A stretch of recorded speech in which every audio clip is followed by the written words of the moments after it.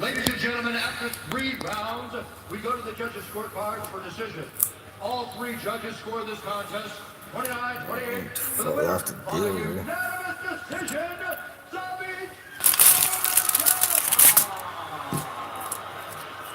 Already gave it 23.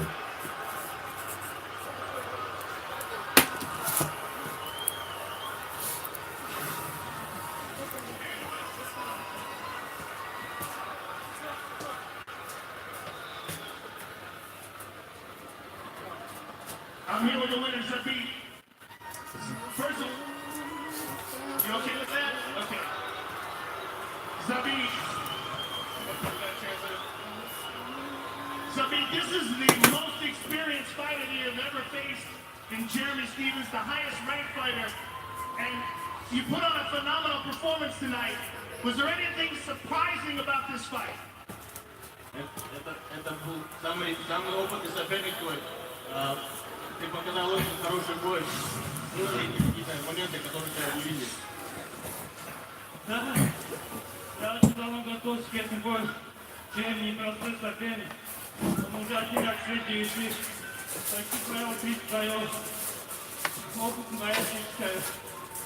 Это был для меня хороший прыжок вперед. Такие ребята, все такие крепкие, только я себя считаю. Jeremy is a very tough opponent. He has lots of experience in the UFC, and I think this is a good step up for me to face a opponent like Jeremy Stephens and then get another step higher. Well, Jeremy was the number 6 contender coming into this fight, and you put on a masterclass of footwork and precision striking. Moving from this fight forward, where do you see yourself in your next bout? Против Жерема ты показал отличную технику, отличную тактику ведения боя. И от этого боя, где ты видишь, кого бы ты хотел увидеть в следующем твоем сопернике? Я хотел бы, конечно, 105 кого-нибудь ближе к бою, с кем бороться, потом заходит. Я не знаю, сейчас будет драться Райдо. И по автомату кто-нибудь выиграть, я готов до времени. I would like to face anyone from top 10. Whoever it is to get me one step closer to the belt and title fight. Congratulations on an outstanding performance. Zabit Nurmagomedov, ladies and gentlemen. And Zabit is now 5-0 inside the octagon. All right, getting closer to pay-per-view, and now we check back in with Brett Okamoto, who has more on tonight's main event. Yeah, thanks, John. I'm actually standing in the tunnel that Anthony Smith will walk out of later tonight when he challenges John Jones for the light heavyweight championship. Let me tell you something about Anthony Smith. I was with him earlier this week. He was in the gym. Former bantamweight champion Cody Garbrandt was with him. And at one point, Cody walked up to Anthony and said, "Hey, man, you only get one first UFC title fight. So don't forget to enjoy it. Don't forget to treasure a little bit." And I think Anthony Smith has done that. He knows that a lot of people are counting him out tonight, but he's not counting himself out. He's not taking it personal. He says, "I belong here. I'm going to beat John Jones. I'm going to have fun doing it." That's a dangerous man walking out over there in John Jones. It's a dangerous mindset over here for Anthony Smith. Anthony Smith certainly enjoyed the process that was UFC Fight Week. We will see how he enjoys the process inside the octagon of fighting that man. One of, if not the greatest mixed martial arts athletes we have ever seen step foot inside the octagon. And now 9 weeks after he dusted rival Alexander Gustafsson, John Jones makes the quick turn tonight. As usual, entrenched as a prohibitive favorite as he takes on the veteran challenger, Anthony Lionheart Smith. 31-13, only 2 of those 31 wins by decision. This is a finisher of the highest order. He will try to cash tonight as an underdog north of +600. Your co-headliner, UFC welterweight champion Tyron Woodley, is taking on Kamaru Usman. And it's all coming your way on pay-per-view shortly. That's it for the UFC 235 prelims. For Joe Rogan and Dominic Cruz, I'm John Anik. Coming up next on ESPN College Basketball. As we will see many of you shortly, though, for UFC 235. Jones versus Smith. Start now on pay-per-view.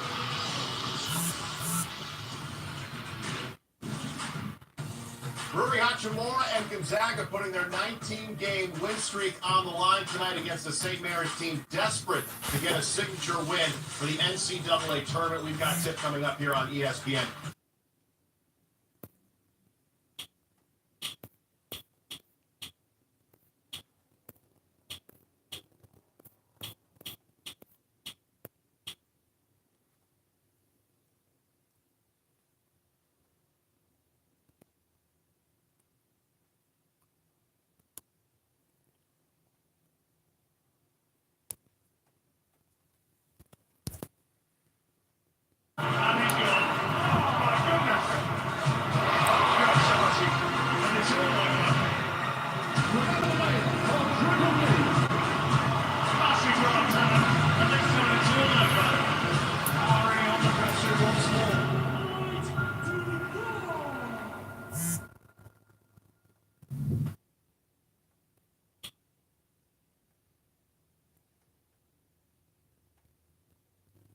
Be on 2 or 3.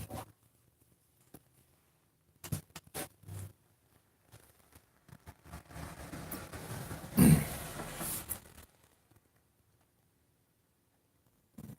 all late and shit. It's not this one.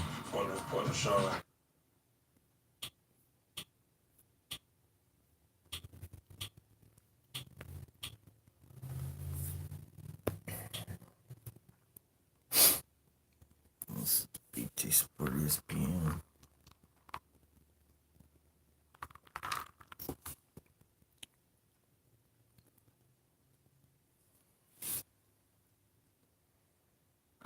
Deal with those strenuous situations on the court. So no, I didn't need that kind of motivating. I was always very competitive anyway.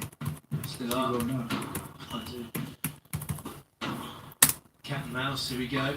They're not just having a casual day down the backhand wall. They're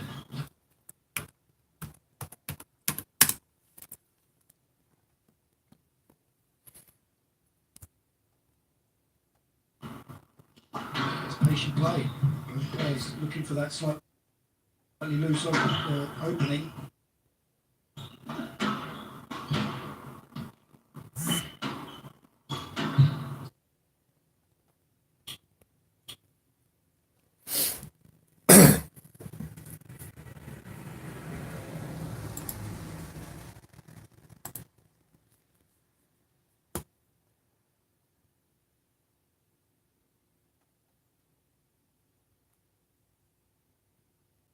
Slice that lead in half in the interceding 2 minutes.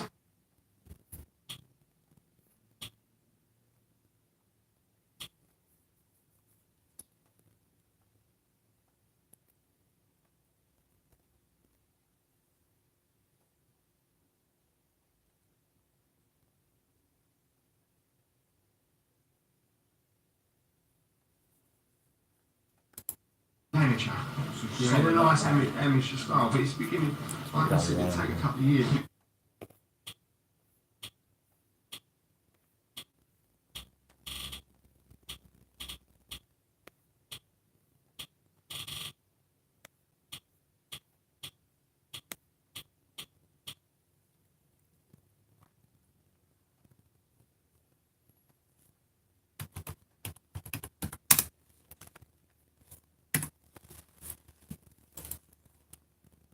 Just sit and watch the highlight reels of all these fights, the whole main event over and over, and it's like watching the fight. Like, I'm just as good with that. So just tune in. It's on 2, 3. A lot of times. Now it's on 1. Just said he wants to fight 4 times in 2019. He wants to make $20 million. He'll try to get off to a good start tonight against Anthony Smith. Well, it's nice to see John Jones get back on track.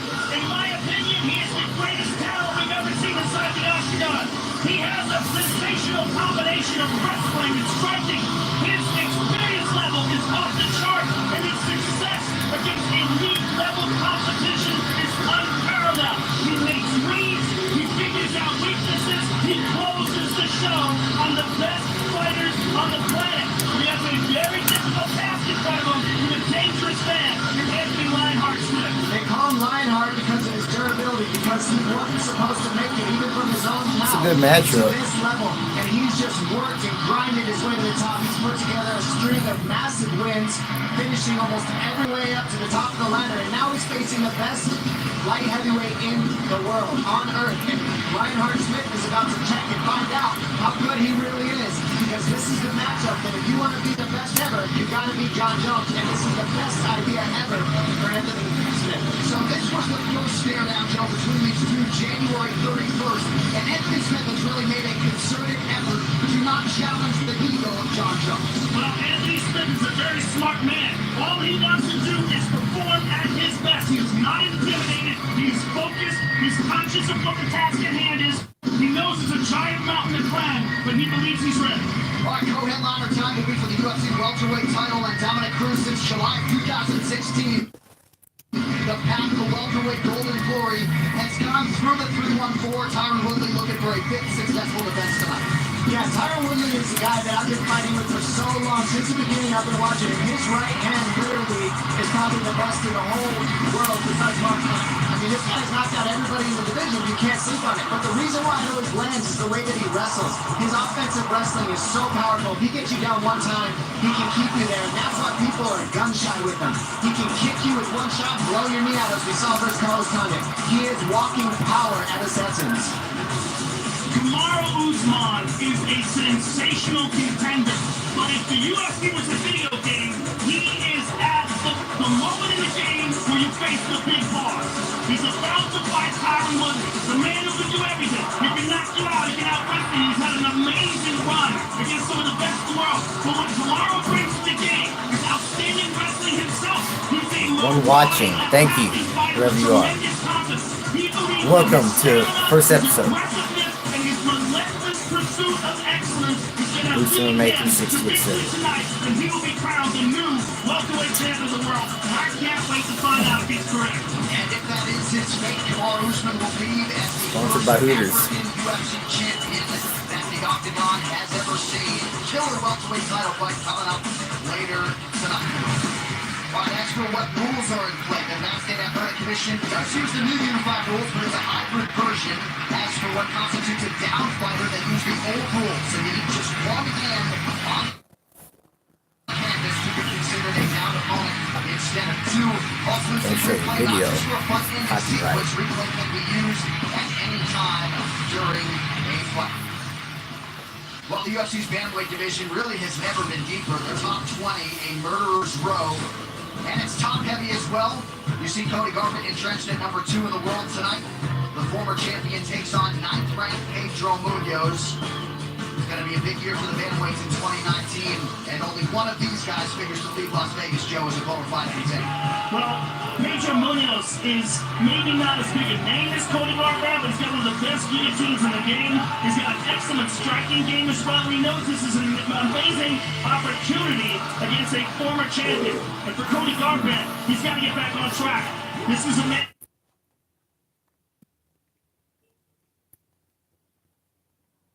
who was the king at one point in time, his sensational striking speed and knockout power, and he would love to dispose of Pedro Munoz and get back in the game as the top contender, get another shot at TJ Dillashaw. And for Pedro Munoz, this is the matchup and the fight that is going to take his career to that requisite next level.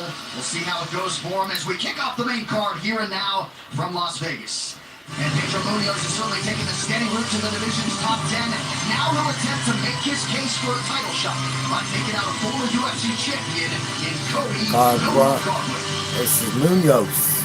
The respect between Cody Garbrandt and Yeah, Pedro Munoz has been evident in the lead-up to tonight's pivotal bantamweight showdown. But when the Octagon gate locks, both of these exciting contenders will pull out all the stops to make sure they are the one moving on up. Very excited to fight Cody. I have a better skills than him, and I could wait to knock him out or somebody. Tonight's a very important night for myself and my career, to stable my legacy, to get back in the win column and get back on top. As one of the hardest pound-for-pound punchers on the UFC roster, Cody Garbrandt got all he could handle in 2 fights with TJ Dillashaw. But no one knows better than the former world champion that with one punch, no luck can be right back on top at 135 pounds.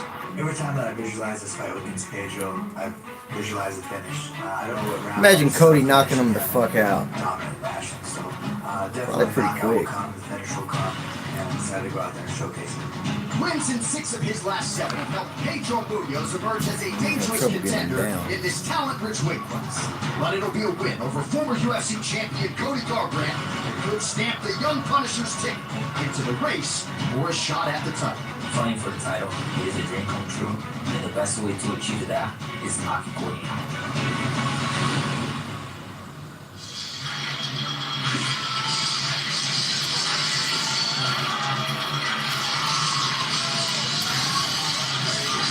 Alright, so here's the Sao Paulo native Pedro Munoz making the walk for his 12th UFC appearance. He's won 3 in a row, 6 of his last 7, and the only loss in that stretch by split decision to John Dobson.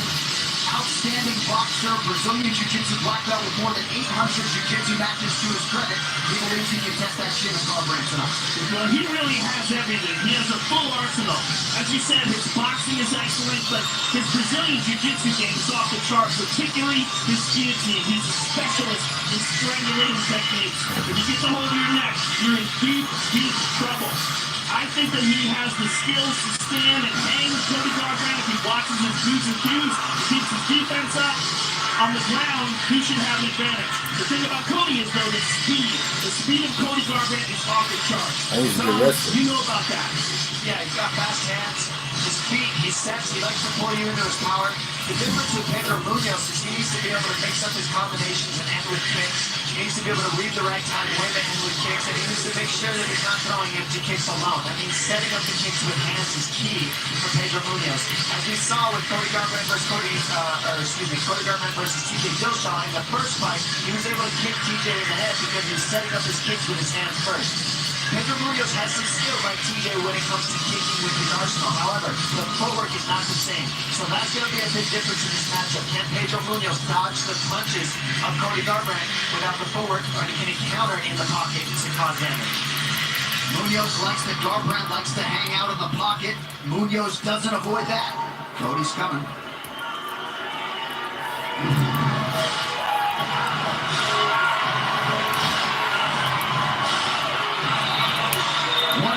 Popular fighters on this UFC roster, top to bottom. Here's the former UFC bantamweight champion, Cody Garbrandt. Last win, of course, came in UFC 207 when he rested the belt away from Dominic Cruz.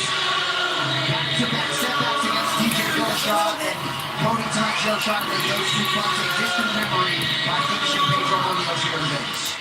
Oftentimes, it's very difficult for a fighter to reclaim the confidence that they once had after back-to-back losses to the same guy, like he had with TJ Dillashaw. It's very difficult for them to imagine they're the best in the world. But if you see his fight against Takeya Mitsugaki, if you see his destruction of Thomas Almeida, you see what he's capable of. He's capable of at his very best. He has lightning fast hand techniques. He's fantastic at utilizing his footwork to cut angles and land big shots. I think the big difference with that fight with TJ Dillashaw is just the mentality of the brotherhood mentality that they have. Cody came up in the gym with TJ Dillashaw as almost like an older brother. They're like a family in there at Team Alpha Male. And so that was just a different mind. I mean, he knows when Cody had bad days. Cody knows when TJ had bad days. They know the behind-the-scenes feats that these guys go through. They bled and sweat together. But when Cody faces other people without those dynamics, without that family dynamic, that older brother dynamic, he seems to do very, very well. And that's when he's sparked and he shows up at his best. I think against Pedro Munoz, you're going to see Cody Garbrandt show up ready to fight tonight. And I'd also say health is a big buzzword for Cody Garbrandt, and no one knows this as well as you do, Joe Rogan. He went to Germany, did some stem cell treatment on his back. The UFC really helping facilitate that. Garbrandt, picture of health as he steps back on the proven ground. Turn it down? Yeah, just a little bit. Yeah. Hopefully my audience of one can still hear it.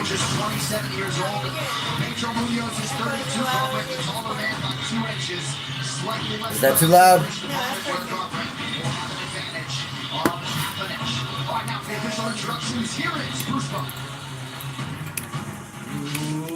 Ladies and gentlemen, we are live from the T-Mobile Arena in Las Vegas for UFC 235. Jones versus Smith, presented by Modelo, brewed with a fighting spirit.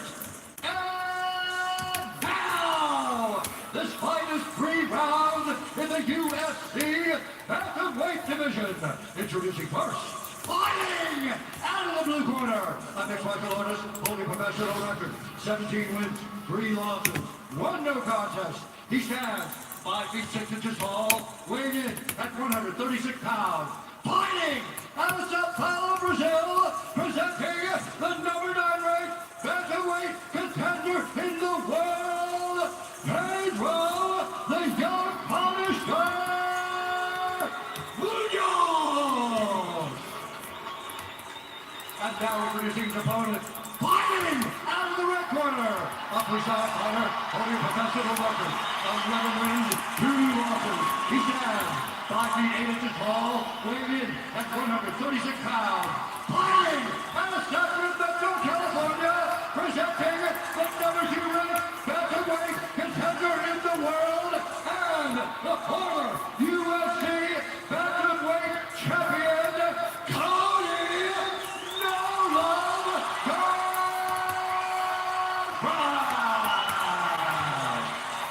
And when the action begins, our referee in charge, Mark Goddard.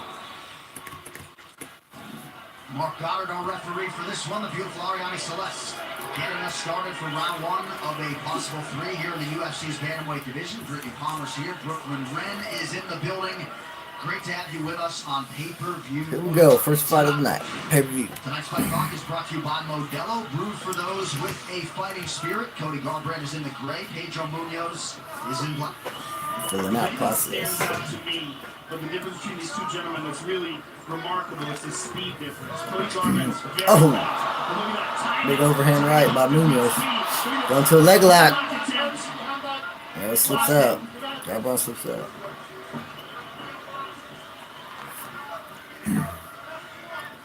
Nemiroff, bold character since 1872.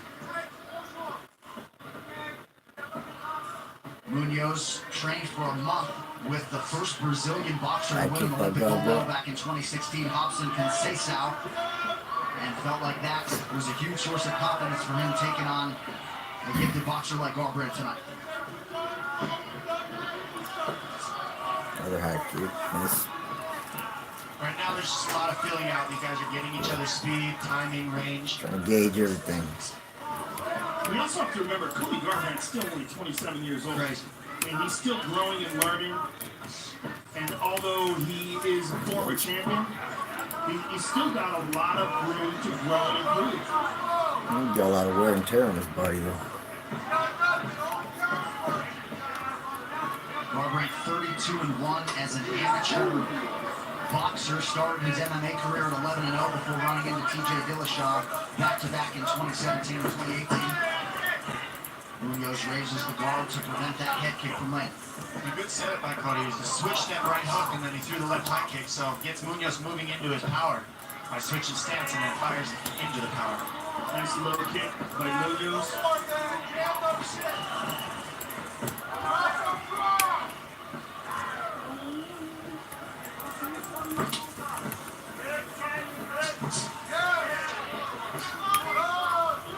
Garbrandt acknowledged having a lot of respect for Munoz, but felt like he was the better athlete and felt like Pedro Munoz has never been cracked by someone like him.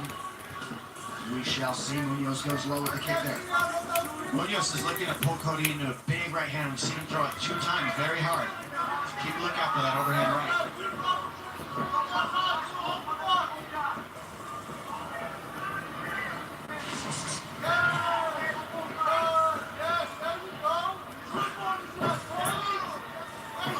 Garbrandt moving pretty well defensively early. Showing each other a lot of respect.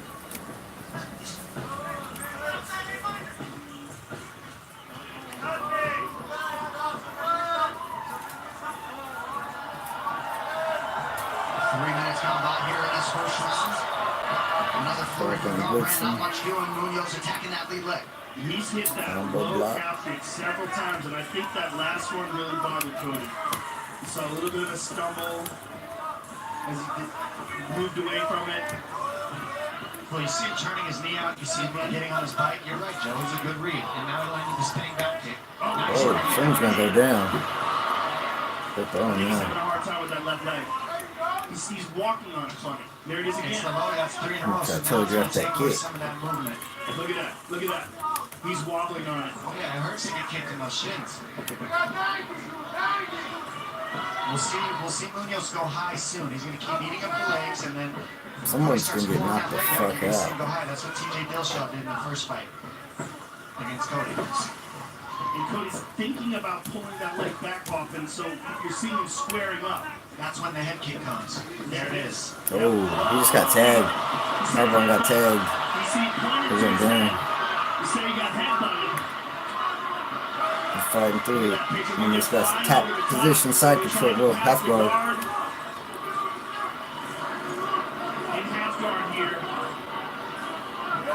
Time for him to work. 43 seconds. He's in trouble. Oh, flying knee by Goldberg.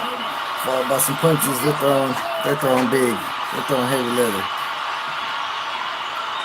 Someone's about to go down. Wow. Garbrandt tells Munoz wobbles in.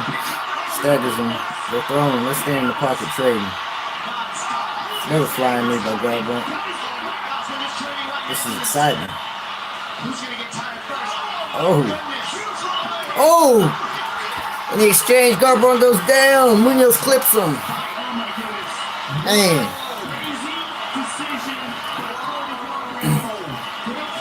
That was fireworks. They stood in the pocket, bit down on a mouthpiece, and swung for the fences. They were both clipping each other. Munoz landed last.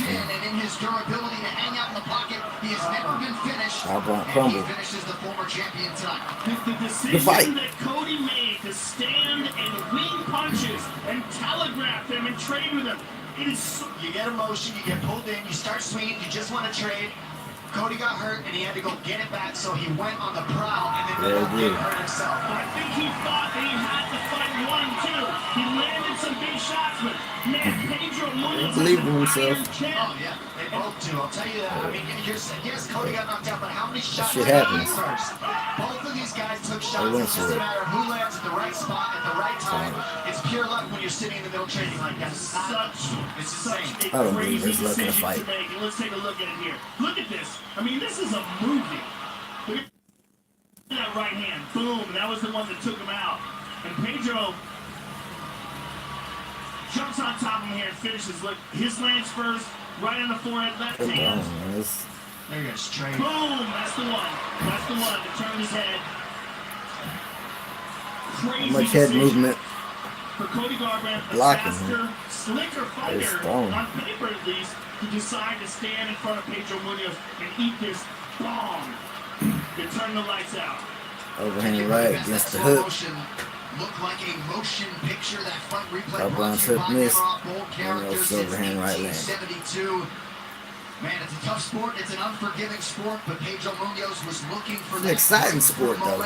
That breakthrough win. He had a willing opponent here tonight. The chin for Munoz holds up yet again. And once I haven't seen much footage on Munoz. He will have won 7 of 8. Yeah, And he is now a bona fide bantamweight contender. The official decision is brought to you by Metro by T-Mobile. Catch all the action with Metro by T-Mobile. Get knockout coverage on a network that rivals the big guys for way less. Here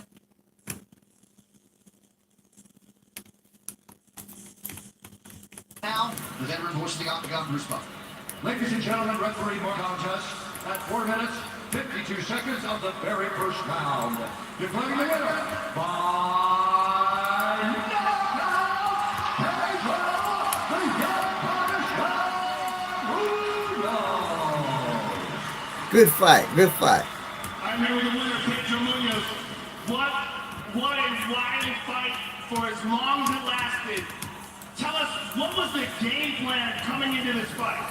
That was it. That was the game plan. Wild exchange. You know, Bravo. amateur I experience. got a message. A couple weeks ago, I never got dropped in training, not even a fight. So I knew that I could take more. Take one to give another one back. And I would believe if the one that I would give back, I would knock him out. were you surprised that he was willing to exchange with you like that? No, I wasn't surprised at all. I know he's a very emotional fighter. I know he comes for the knockouts every time. So that's why I knew that was the fight of the night right here tonight. And that's the best opportunity right now. I want to fight for the title. Well, Pedro, this really puts you on the map because although you have been a top contender and one of the best fighters in the division, to knock out a former champion like that in the first round certainly puts a stamp on your career and makes it, you're definitely in line for one of the top contenders for a shot at the title soon. Give us your thoughts on the rest of the division. Yeah, that's a bunch of amazing fighters right there. I just knocked out first round the former champion, number 2, Gordy Gabbard. I believe I'm the next one for the title shot. Congratulations on a spectacular performance. Pedro Munoz, ladies and gentlemen. Pedro Munoz is Good job, Pedro. Good job. for the matchmaker, Sean Shelby and Mick Chalk one up for the Maynard. Mexicans. Interesting possibilities at 135 pounds. You got more ice in there. You got They're taking our jobs. The 135-pound division is on fire right now. There's no reason for anybody to be going anywhere, but in that division, they're trying to clean it up, keep one champion to clean out the division. Let's see it happen because there's tons of people here to fight. Congratulations to Pedro Munoz on the biggest win of his career. One guy who won't be next for him, the heavyweight contender Francis Ngannou, and the man to his right. What a gold collection for the UFC. This program is sponsored by Bet365.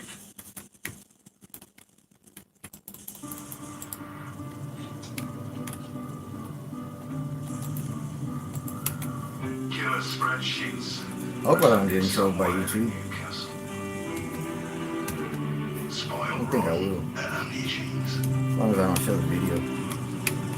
And vows reenacted in a lovely little park in York. What's your? This is us. These are our chimneys. This is our LNER. Green light go, that's all I know. All day and I never get tired.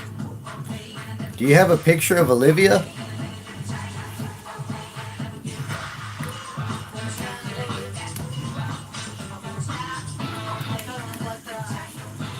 You have her on Facebook?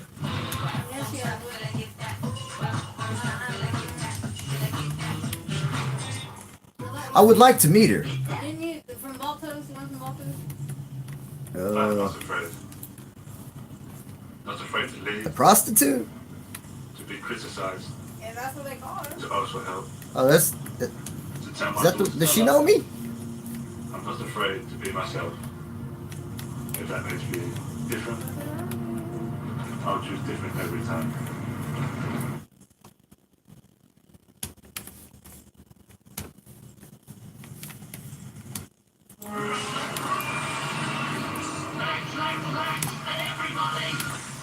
Big game today, eh? Do you like a bet? Check this out. New Leverage customers can get a walk anyway. Laters. Ladbrokes, where the nation plays.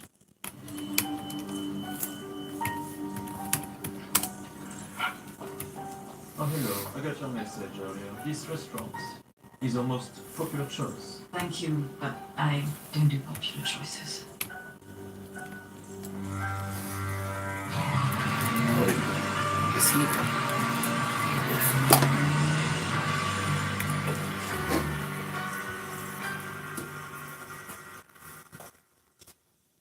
The next two games may well have a huge bearing on how the season plays out.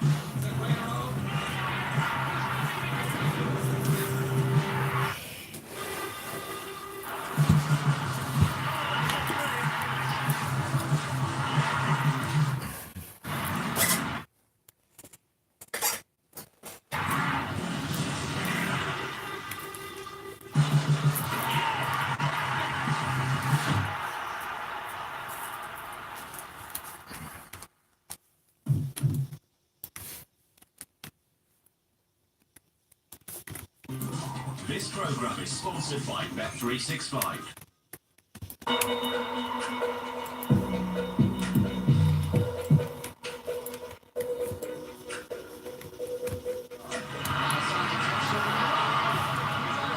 I'm the number one contender.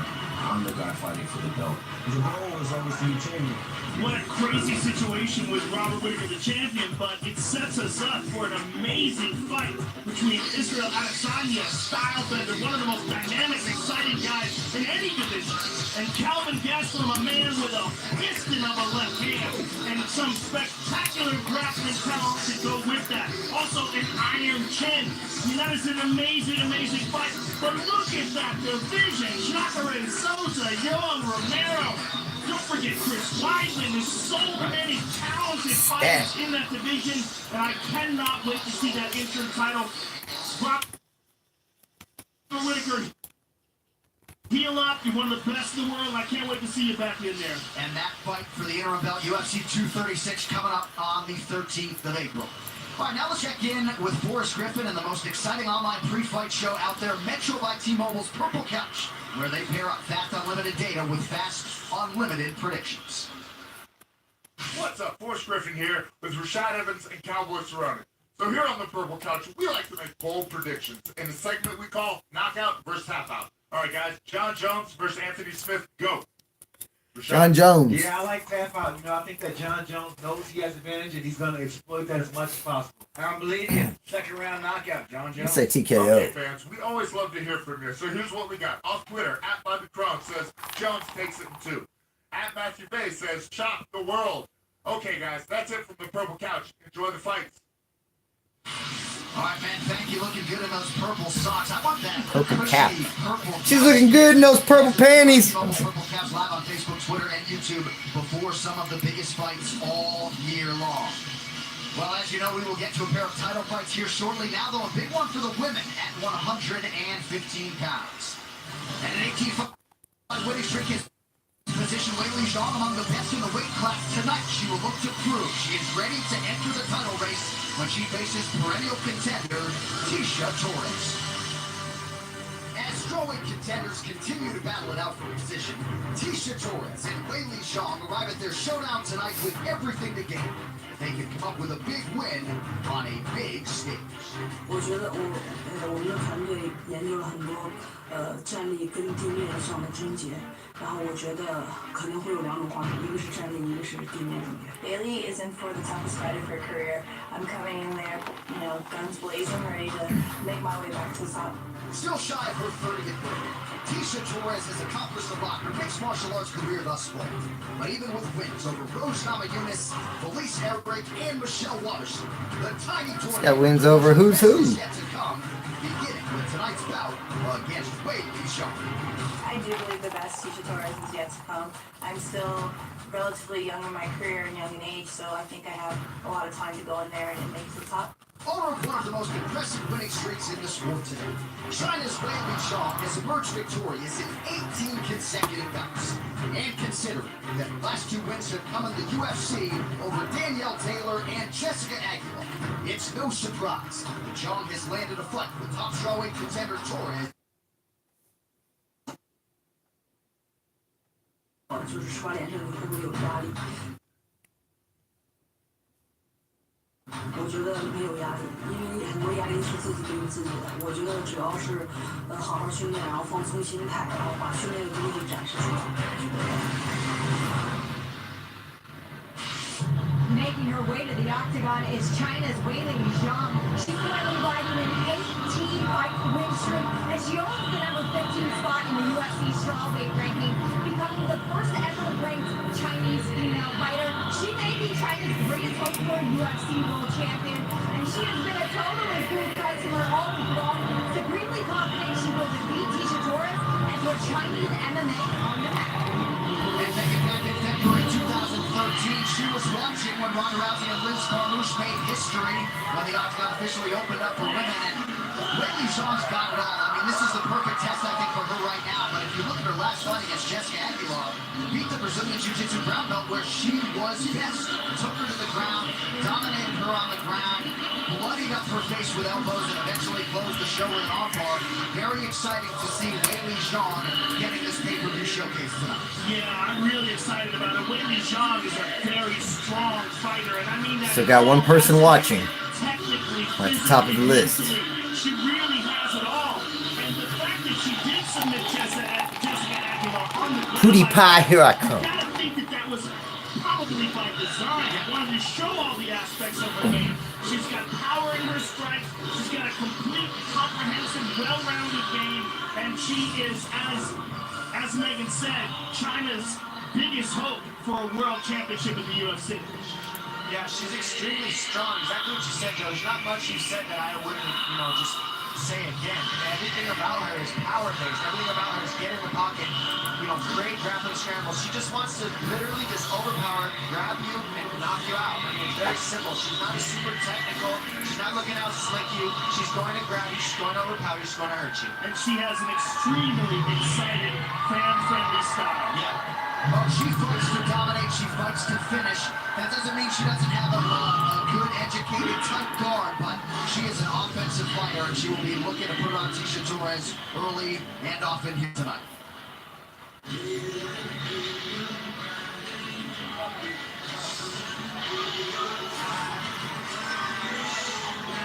One in Fall River, Massachusetts. Here is Tisha Torres, the 7th-ranked strawweight in the world. She has arrived at her 10th UFC appearance here tonight. That's bullshit. She has gone back to American Top Team in advance of this one. She feels like she is somebody who needs routine, she needs schedule, she needs accountability. What you did to my computer? And she feels like she's made it a lot of strides over the last 8 weeks. We'll see how it goes here for the Tiny Tornado against Weili Zhang. Well, for sure, American Top Team is one of the very best gyms on the planet Earth. And Tisha Torres is an outstanding talent. She's still only 29 years of age, although she's had a long and successful career in MMA and in kickboxing. Remember, she's a 4-time world kickboxing champion. Black belt in Taekwondo, real well-rounded martial arts techniques. I think coming into this fight, utilizing that technical striking ability, that movement, the footwork, and she's known that the nickname Tiny Tornado comes from her volume and her conditioning. What I love about Tisha is the way that she mixes up her kicks. She's real tricky with them. She'll get really up close to you, he punches the body, and then a kick can come up and follow out of nowhere. She's extremely flexible, and she times her takedowns well. She has a tough matchup in front of her, though, because in Weili Zhang, I mean, she just goes to meet you in the middle like a bull and basically just wants to headbutt you, and she's extremely strong. So that's the question. Is Tisha Torres trying to meet her in the middle and go muscle for muscle, or is she going to be slick, trying to have good timing and be quicker and try to time the takedowns in order to be the smarter? She's gonna run at her, headbutt her, say "fuck your Taekwondo." Just felt like she lacked confidence. She does not lack confidence going in there as a slight underdog tonight against Weili Zhang. This film is being brought to you by Modelo, food for those with a fighting spirit. Are you on Facebook? Tisha Torres and Weili Zhang, both 29 years of age. Zhang by 3 inches. She will have a 2.5-inch reach advantage. Mark now for the continuous back inside. Ladies and gentlemen, She has breasts? 3 rounds in the UFC strawweight division. Introducing first, fighting out of the corner. What does she have? Professional record, 18 wins, 1 loss. She stands 5 feet 4 inches. Sure you don't want some of this? At 116 pounds. It's mango. It's mango. Good stuff. And now introducing her opponent, fighting out of the red corner, a kickboxer, holding a professional record, 10 wins, 3 losses. She stands 5 feet 1 inch tall. Sometimes these women, they fight harder than the men. I think this would be a good fight.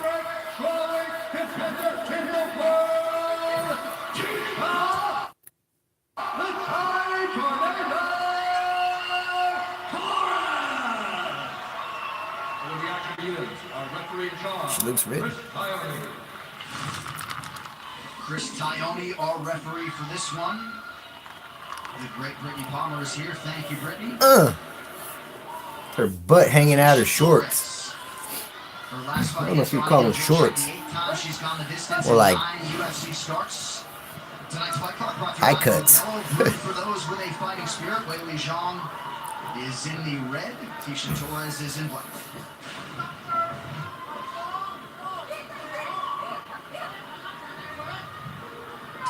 Torres acknowledged Zhang as a fast starter.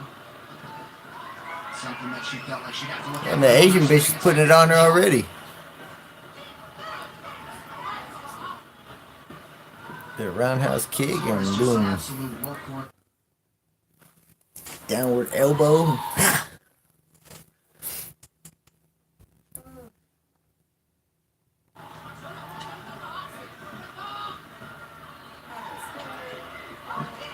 Techniques are good.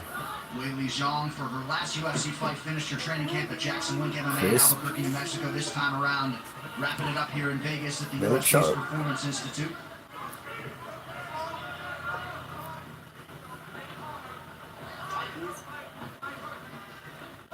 Tisha Torres is trying to time her, trying to figure out how she moves on the outside. What's the other one's name? Zhang? She's a good striker. She's got good kicks and elbows and punches, combos. Good counter right there from Torres. Torres throwing heavy rights. I love how light on the feet these ladies are. I mean, Yeah, it looks like they're jumping rope dancing the whole time. around. They're just on their toes. They're in and out. They're moving. They're light on And they're floating like a feet. butterfly. It looks good. It's slick. Stinging like a... movement. It hides their offense and it sets up their defense as well. Torres dashes in with Never kind of like a forearm. character since 1872.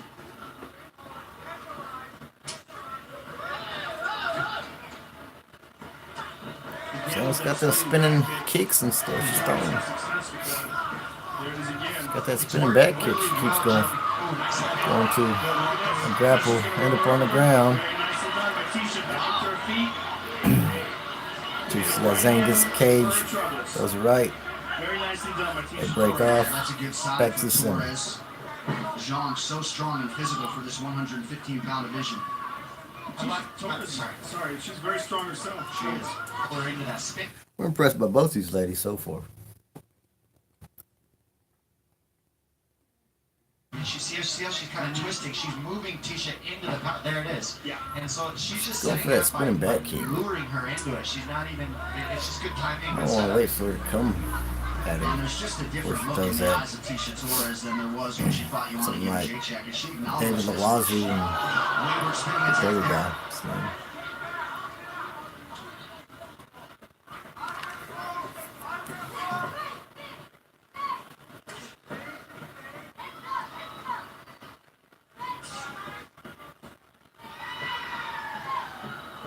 Zhang's background is in Wushu Sanda, which essentially is kickboxing with takedowns. oh, Trying to take Tisha see that down spin here, back unable to do kick so. again. Couple punches exchanged. I think she might have got caught with something on the way into there. Look like she did. Yeah, it'd be interesting to see the replay, but she's working really hard here Might to slip take down. Good defense by Tisha Torres. Oh, she got her back. Zhang's got Torres' back. Hooks in. Torres is standing up. She's trying to cinch in that rear naked choke, though. They don't look good. Control wrists, they say. Hey, you gotta explode and spin around. Yeah, a lot of energy for Weili. She gets very tired holding that grip and kind of hanging Then you on. gotta break that ankle. Oh, she got the body triangle on her. You gotta be careful going for the feet. Doesn't leave. What she wants to The do neck is unattended. adjust. In order to get the choke, she's got to get an arm under the chin, and then most She's likely just she'd good by like the to legs too much adjust. right now. Now she's adjusted. She's much more on her back now, They're standing there. but she Back. lost the hooks. And Tisha's going to get out. There it is, the fence now. Now they're gonna break off. Now they're throwing. Swelling under the left eye of Weili Zhang. That might be what we She's saw. seasoned. And what we saw with that right hand, and she keeps landing the right hand on the break. And once they get close, Tisha's just executing much better when they're close in the pocket on hitting Weili on So the you way know she's out. gonna throw that spinning And back that's kick what's really again. winning Just right now. She's landing the big shots right here in these positions. wait for it and load that right up and bam! Load on her. And she got swept to the ground. Zhang's on top. And that's Side what control. we just saw with Tisha doing that to Weili, and that's because these girls aren't settling their hips after they land the takedown or land the headlock. Tonight's Corner Game is brought to you by Body Armor. Make the switch to Yeah, that Body Armor, lady's the gotta official sports drink settle of your UFC. hips. More natural, better sports drink. Grab one today at Circle K.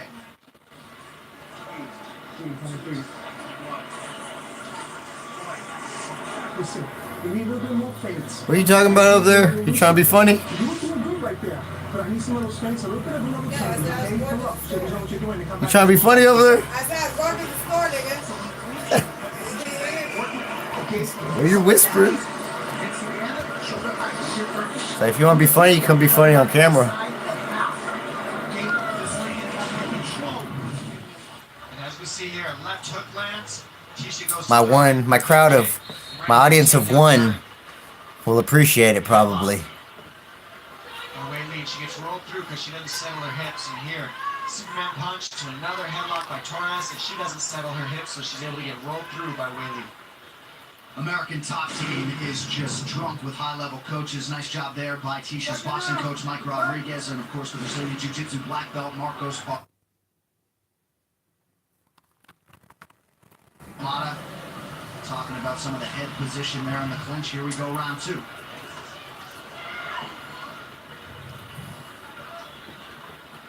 A couple punches, a couple Big part of kicks the impetus for Torres exchanged. getting back to American Top Team was just to have able-bodied fighters in her weight class to train with regularly.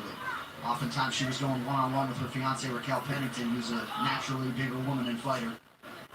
I want to see a switch kick. You know what I like about watching these ladies is See a switch kick. I bet it lands. in the defensive bad position. They just keep fighting. There's so much scrap in both these girls that even though one I see that switch kick enough. And it's an effective move. I've seen spinning back fists all night. Everybody's throwing that shit. It's a good move, but I really want to see it used more defensively. Other than people tonight are doing it offensively. Offensively. It's offensive. Loves those inside leg kicks. Danielle Taylor can It's a way attest to to get that. countered.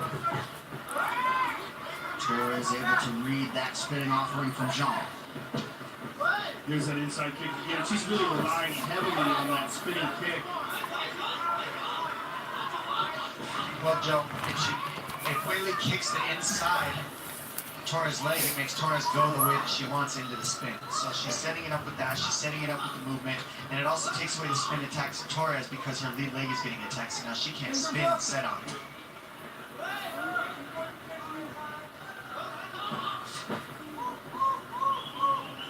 Woo, woo, woo, woo. She's doing a great job with the kicks in this round, Whaley. There's a nice inside kick with a left hand as well. Oh, they both threw Those are very well kicked matched. somebody at the same time. Almost exact offense and landing the same kicks and they're countering well. Just more beautiful left hook. Always been landed heavy there. More volume by Whaley, and that's what we're seeing here. She's a little bit more active.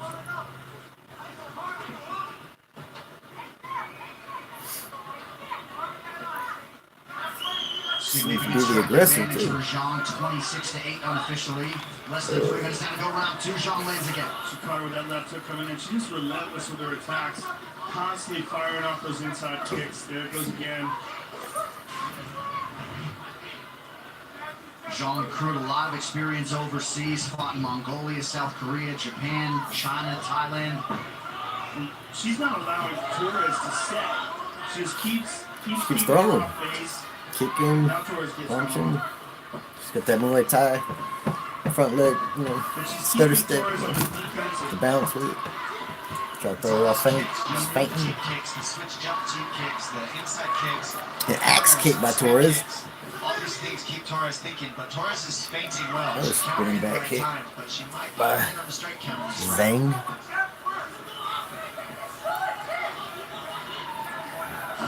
That kick too, that causes issues. Good right hand by Torres there. Oh, they're throwing. They're standing back, throwing punches. Yep. Judo sweep almost by Zhang. To the throw. She's trying to go for it again. They're tied up. Against the fence. Torres back against the cage. Fighting for position now. Oh. Judo throw by Zhang. Top control. Whaley on top. Half guard. Keeping the pressure with the wizard and the half guard. Yeah, with the wizard. She's Trying to scoop up the crucifix Torres position. working the Because wizard. Torres has that half guard leg, she's not able to cinch it up the way she wants. She's got her left arm cinched up and throwing some punches to the face, and now Torres reverses. She's on top now, half guard. Over the wizard. In wrestling, they tell you never step over the wizard because that's what happens. You get reversed. And by stepping over the wizard, I mean when you have an overhook, you can't step over the back. You don't step over the wizard. Stay and run to the front, headlock, or try to stand up, come to a neutral position. Harry Potter's. I've seen part 1, but it was good. She's got an overhook on that right arm.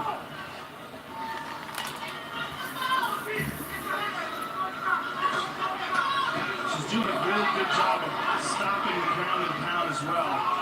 Controlling the posture. And then when Torres See some does forearms. posture up, think people throwing their forearms. Controlling the biceps, keeping distance. You see And it then there. half guard. Using the Full foot, mount. nice up kick. Didn't go for punches. Look at those forearms. Visual from the judges there as Torres ends the fight in top position. Tonight's corner advantage brought to you Couple more by ground with Make your the forearms. switch These to are landed. official sports drink of UFC. More And it's- natural, better sports drink. Grab one it's a vicious today move, too. at Circle K.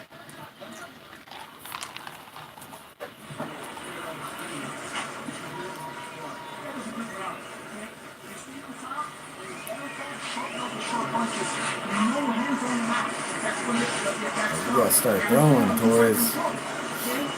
You're waiting for it too much. It's disrupting your timing. You gotta get off first. Jab to the chest, come over the top, or double jab and come over the top. I see a jump jab. Landing a right hand and then a beautiful left hand. Can't stress that shit from enough. Zhang. Mixed martial arts jab is the most underutilized weapon there is. And there's another right hand on the jaw, and a second one behind it. And here you see the ground and pound by Tisha being thwarted by the up kick by Wei Li Zhang. Round 3 is brought to you by P3, the official protein snack of UFC. So here it is, 5 minutes to decide this one. Tisha Torres came in number 7 in the world. Wei Li Zhang with a number next to her name for the first time at number 15 in the world. Nice.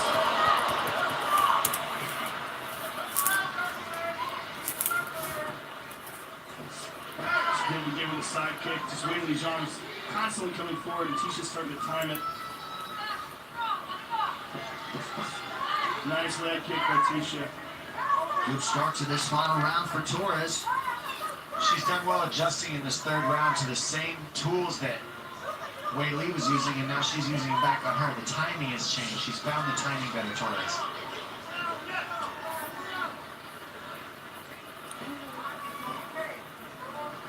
Nice combination from Zhang. Oh, they're throwing. Oh, she kicked her in the chin. Torres kicked her in the chin like, bitch. You never touch my fucking Those transactions right there. Kit Kat ever again. I like that transaction there, Brian. That's good. Like, I mean, the candy bar or Some pretty significant swelling around that left eye for Wei Li Zhang. they'd be like, where's Sandy at? Totally different effort out of Tisha Torres. Granted, a different opponent. Unless she gets drunk and likes to touch people's privates, like, A different offensive urgency from Torres tonight. I think it really speaks to the training in American top team. And hell, I was showing her my needs to make an adjustment. my kitchen one night for some reason. My laundry room. I was out of nowhere. She grabbed my dick. Outside of it and caught it. Oh, nice job. by I don't know turning it if I around. should say thank you or you're welcome.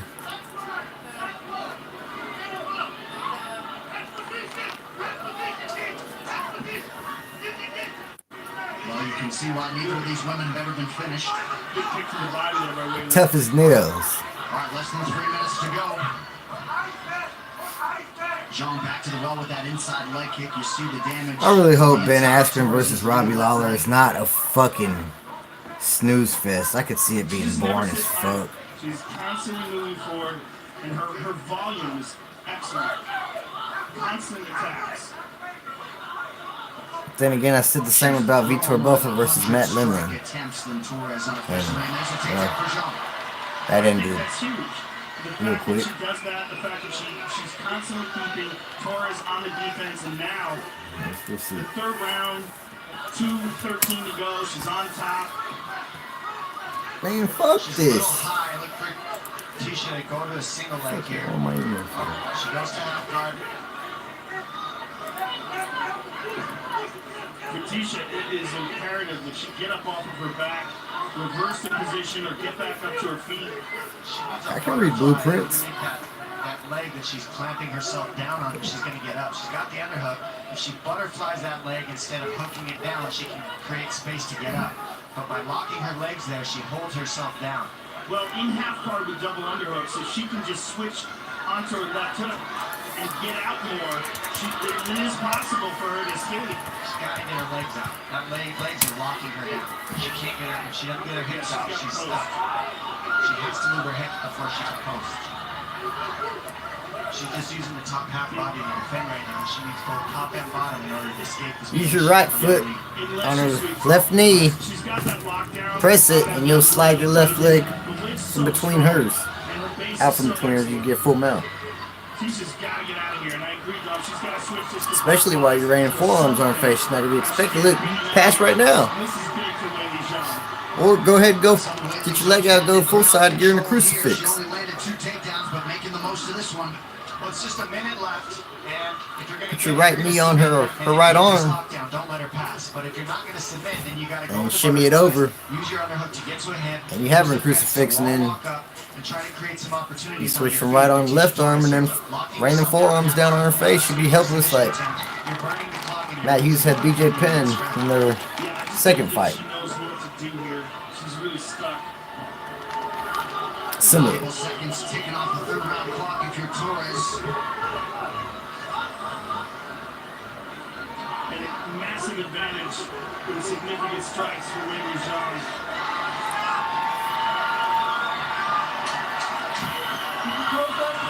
Well, Tisha Torres certainly had her moments in this one, but all I think she lost. I think Tisha Torres lost. Torres for the better part of the second half of the 3rd and final round.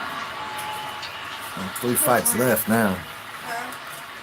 3 fights left on the pay-per-view. Brought to you by Nemiroff, bold character since 1872. Now here we go early in the fight. Look at that beautiful teeth by Tisha. Side kick to the body as well. This is early in the round, rather. Catching her. Look at that right hand. Beautiful right hand by Tisha. Now she got inside of that turning side kick. Initiated this grappling exchange. But Weili Zhang just relentless in her attack. And this was huge. Once she got her down on the ground, got on top of her, put her on her back, Weili Zhang just maintained that position for the majority of the end of the round. And I don't care who you are or who you are fighting, when you accrue an 18-fight winning streak in modern-day mixed martial arts, Dominic Cruz, you're doing something might be 19 here in a matter of moments. That's right. You saw it right there. I mean, beating Tisha Torres is no easy feat. She's got a good, well-rounded game. And Weili went out there and just executed an awesome game plan. Great kickboxing. Executed takedowns at the exact right time. Pretty good kickboxing. Might have a close round. Yeah. Striking was back and forth. She did the right things for ring generalship and just controlled her. Weili, I believe, in that matchup. I'd like to see a rematch somewhere down the road. Metro by T-Mobile. Catch all the action with Metro by T-Mobile. Get knockout coverage on a network that rivals the big guys for way less. Here with the scorecards is Bruce Buffer. Ladies and gentlemen, after 3 rounds, They won't let me download Chrome or Firefox.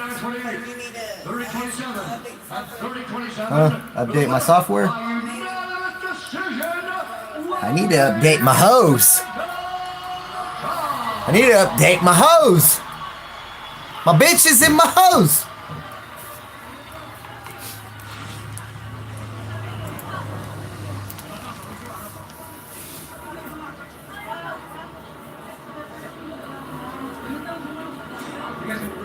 Dude looks like he's all jacked up on Mountain Dew.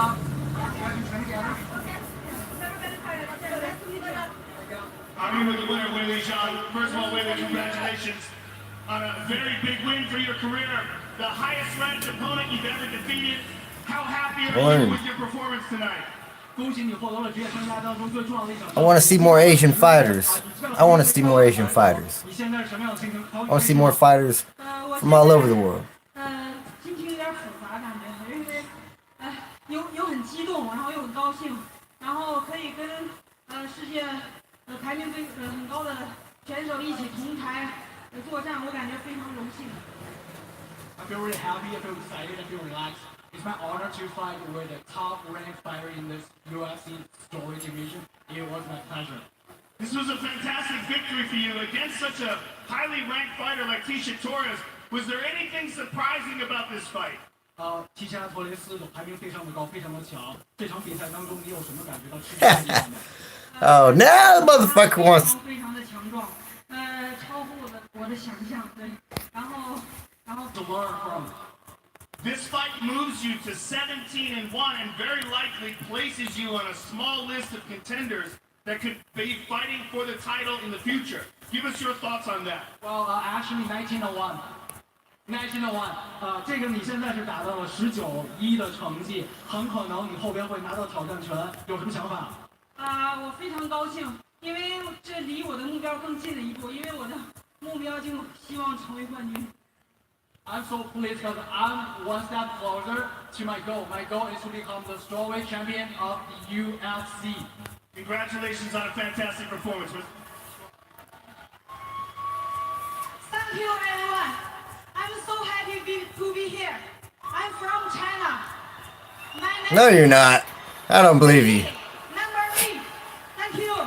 Weili Zhang, ladies and gentlemen. I love Weili Zhang, folks. I do too. I'm a fan. I'm a fan of her. Hell, she threw that spinning back kick so many fucking times. I thought I was getting dizzy. You know, I didn't watch. I'm watching the fight. Hey, Gordon Ramsay, the king of sand. Fuck off. Hey, fuck off. I said, call my phone number. You know what I'll say? Starts with F and ends with F. Fuck your feelings, Friday. Well, 2 words. Close enough, though. It doesn't discriminate. Young, old, whatever. It doesn't give a damn about your dreams, your plans, your life. Cancer does not care about you. But we do. So if you ever need us, we support you physically, financially, and emotionally. Whatever cancer throws your way, we're right there with you. I got my other shit going. It's a grab adhesive, hole adhesive, stick just about anything adhesive, all-weather adhesive, Ooh, I gorilla like that. heavy-duty grab adhesive for the toughest jobs on planet Earth. Hey, you got a YouTube account? You need to make one so you can subscribe to my channels. I think I do have one, but my nephew kind of like. We'll make one. No, I have for you. One. I know, but I have to go back and delete all the stuff because I don't want it linked. All the fart videos. It's linked to his name, but it's mine. You know what I mean? Like, you'll have to explain. I'm not. I'm not your probation officer. But I don't want him to log. You know what I mean? He linked it to something. Well, tell him, not me. No, because I don't want him. Why are you telling me like I'm I the don't want him one linking to your channel. linked? He's already doing the most. Like I'm linked. This ain't Zelda. I'm not Link. Shit, I don't know, nerd. Fuck you.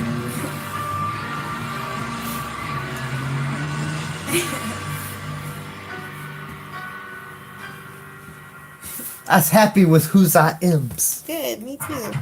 I like video games. I like cartoons. Me too. I like all kinds of fucking movies. And see, I don't want to punch you in the eye. I'm gonna punch that girl in the eye. I like drinking.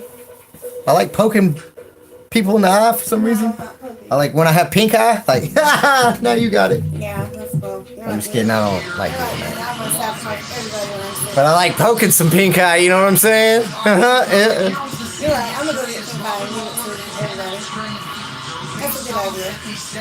Cause I go on YouTube on my computer, and I can't watch the video of me live because it says like I need Chrome or Firefox, but it won't let me download it.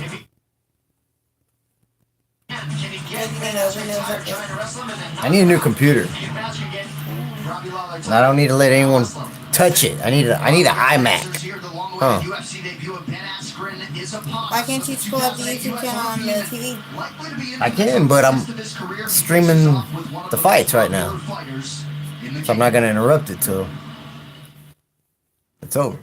Because I'm live right now, like, on my phone. I mean, my camera. Yeah, my phone.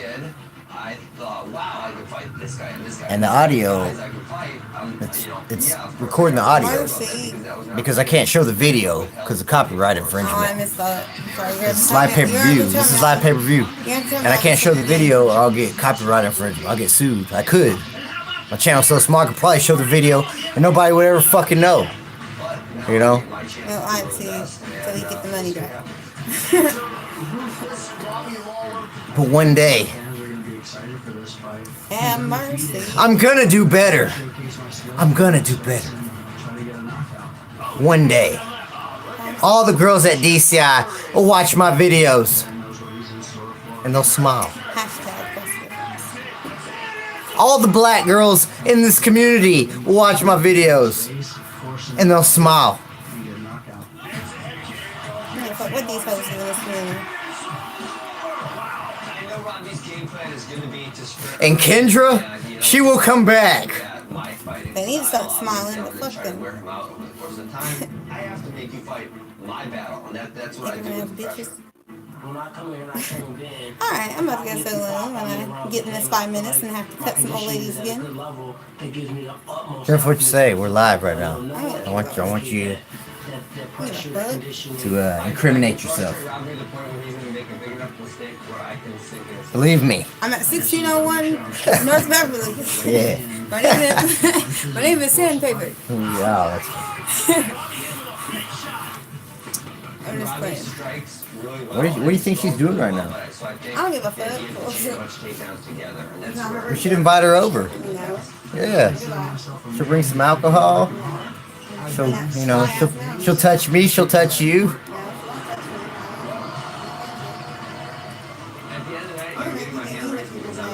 Why do you want me to be mean to people, man? Good luck, buddy. I had a girl for you, but I wrapped it up to try to get my coloring looks, and I didn't get this fly jacket. You had a girl you were gonna introduce me to? That one. So, and what happened? The tooth fairy. And what happened? What happened was, she's part swiper. Yeah, and so I gotta chill for her. I'll be like, Like, does she have a phone number? Can you call her? Can you call someone and be like, hey, meet me at this place right now, and she'll go there?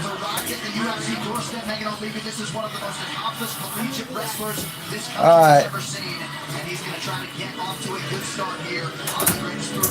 Bring some ladies back.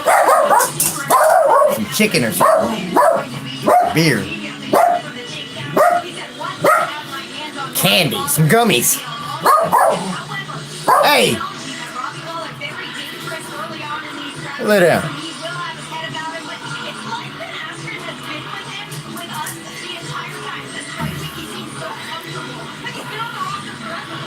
Yeah, he's so calm and relaxed. I've been campaigning for this guy for years to try to get him in the octagon, and I'm so excited about this matchup because if you want to see an undefeated guy like Ben Askren fight in the UFC, you want to see him tested against a real warrior like Robbie Lawler, a guy with good takedown defense, with ridiculous knockout power, who used to be the champion, who's coming back, who's in phenomenal shape, motivated, and ready to go. And we're about to see it right now. Asking Ben Askren on his own analysis of Robbie Lawler, he said the guy waits till the third round to fight. I just need to give him no breaks up till then. If I give him any breaks, he has a chance. I just got to keep the pedal to the metal from round 1 to round 3. Give him no space and no breaks, and he will get tired and he will break. I will drag him into deep waters. Ben Askren has won 2 major MMA titles, defended those belts a combined 7 times. He now awaits Robbie Lawler.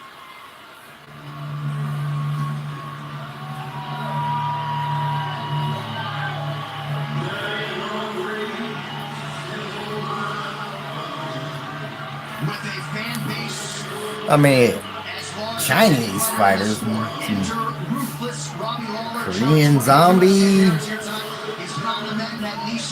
What other dude?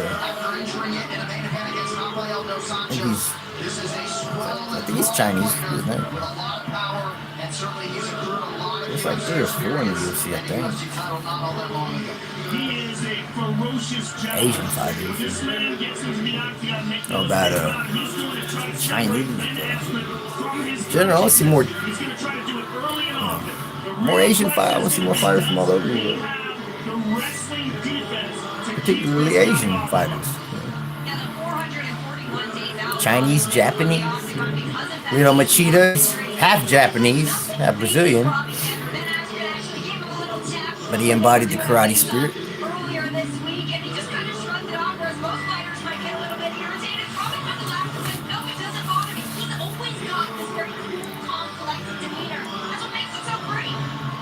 Robbie Lawler said if he thinks I slow down, Hey, my person left. understand why I control the pace when I punch. It's just me now.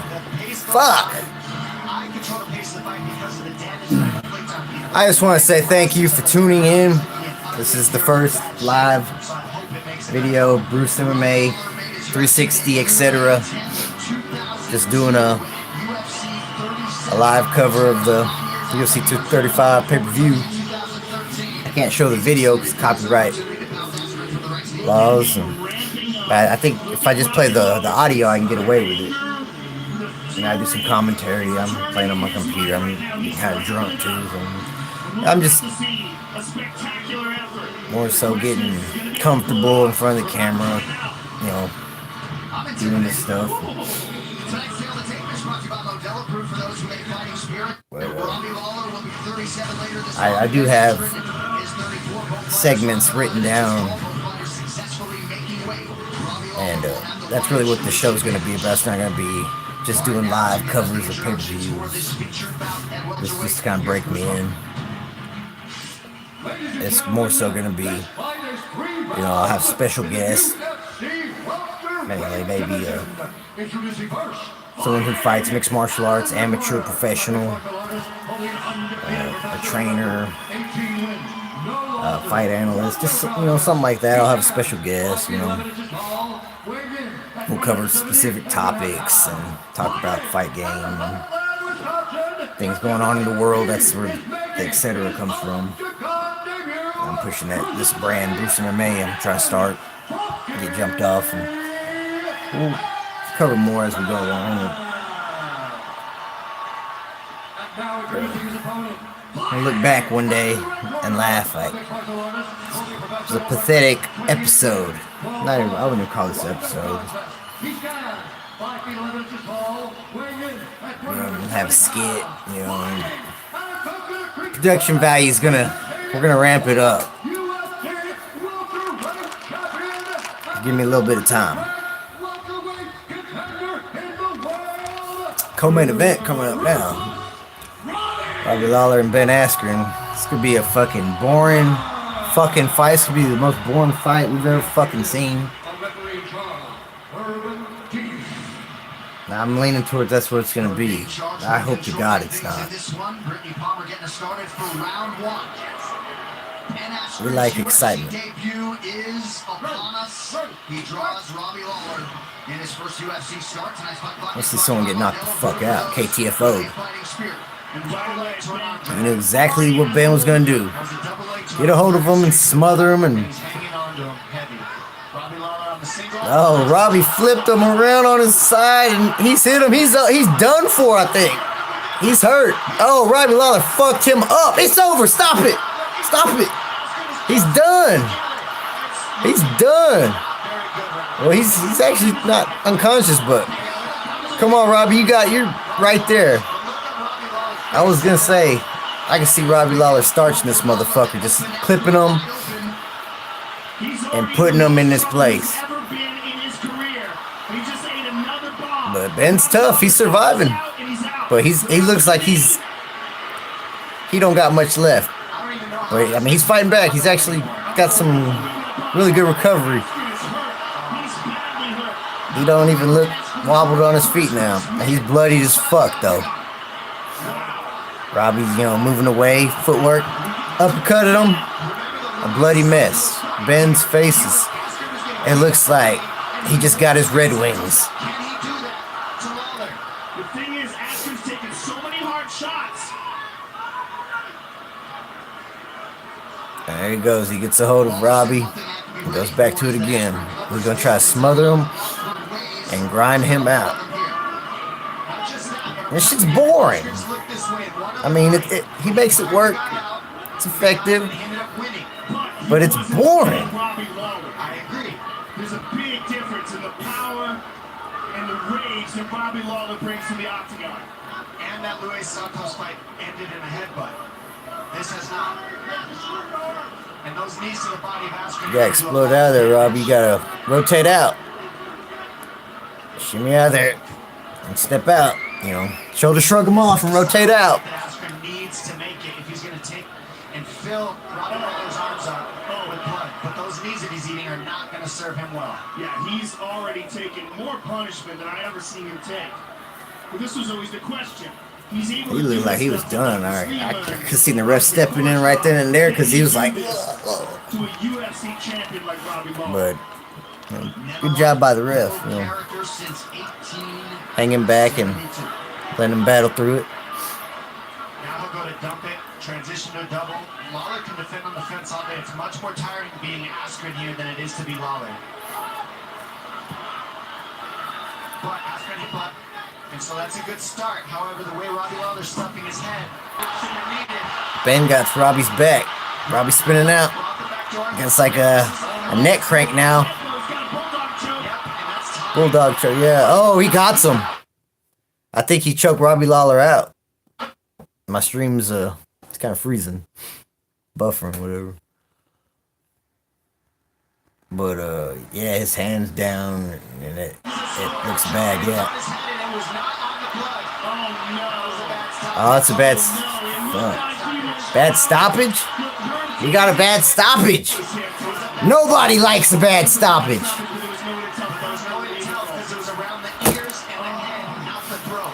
It looked bad before my stream froze.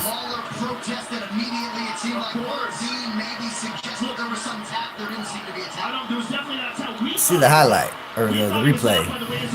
Here we are, replay. Let me see. It looks bad. It looks like his arm goes down, and that's where I was thinking it was real bad. It looked like he kind of went limp there, and that's not good. I mean,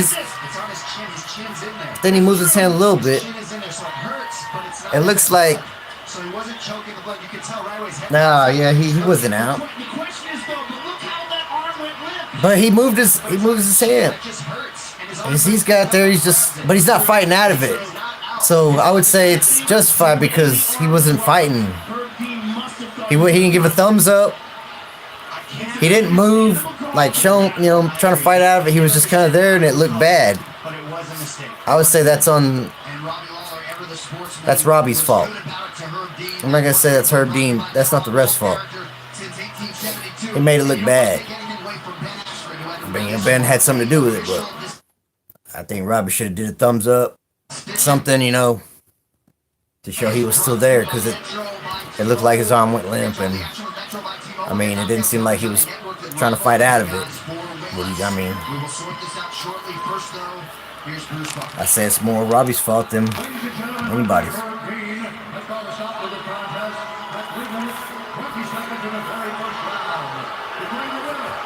They gotta run it back. I think they gotta run it back.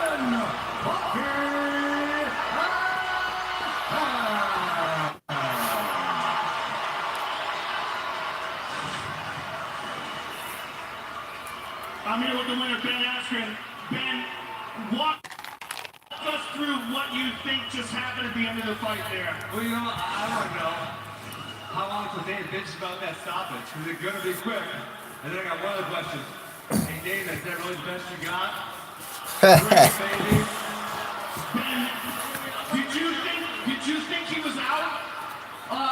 If you watch the tape, I was actually kind of shocked by it. Herb lifts his hand a couple times and says, Robbie, are you okay? And nothing happens. So I actually thought, well, shit, maybe he is actually out. Let's take a look at it again, because if they can rewind it in the truck before this, he's got his arm up higher, and then the arm goes limp. If we can back it up here, back it up a little bit before this, at one point in time, you know what, Joe? Hey, guys, you can boo. I'm not the freaking referee, as all it comes down to. Robbie's obviously one of my favorite fighters, so it kind of sucks I had to fight worse. And I was freaking discombobulated. That's maybe on my head a little bit. Took me a while to get my wits about me, but I went and executed the game plan. And Robbie's show ain't going nowhere. Then we thought that he went out, but at the end he jumped back up and protested very quickly. Is this disappointing to you, or does this feel like a good victory? Man, I'm not the referee, but John's going to fight. I thought Herb said you okay, he didn't respond, and that's what I thought. Well, congratulations. Welcome to the UFC. Ben Askren, ladies and gentlemen. Well, it wouldn't be Ben Askren's UFC debut to the main event. Controversy, perhaps. there would be some motivation to run that one. See what happens in this main event. To be fair, how's he I'm gonna go with Jones. Say Jones. Give me. Alright, thank you. You can't say anything. You gotta wait that position out because he's squeezing his arms out. One. But that person left, but now there's somebody back. I got two. It said two people. But it went back to one. I don't know. Someone accidentally clicked on my book. Look at this. Look right here. Look.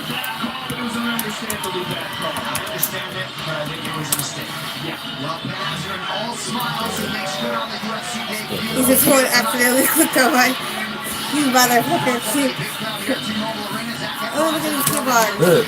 I type it in. See? You ever post? You did a Facebook. It shows I'm live now. So you can post it on your Yeah, I know. Facebook. I gotta figure out my password. I'm gonna go through the. I'm gonna go through. They said like you can go through like Facebook/hacked, and they'll help you recover your account. I mean, I don't want to do it from my iPad. I'd rather do it from my iPad 138-1888 to book an appointment. than my phone or this shit. But I guess it really don't fucking matter. But anyways, Buy it now. You have any idea what's better than supporting a team? I have an audience of 1. It said 2 for a split second. It went back down to 1. But I'm sure there's a lot of people who are going to end up seeing this for some goddamn reason. I don't know what that would be. Don't bet silly. Bet savvy. Go, Pete! Go, Pete! New Coral customers can get £20 in free bets when they bet £5 on any sport. The smart money's on Coral. Let's see who Tommy got.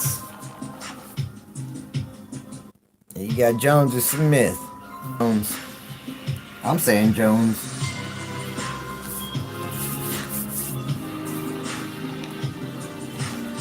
I think if he goes for the takedown. I think if he stands and bangs with him, I think Smith probably knock him the fuck out. I think he'll knock him smooth the fuck out. The main event's coming up.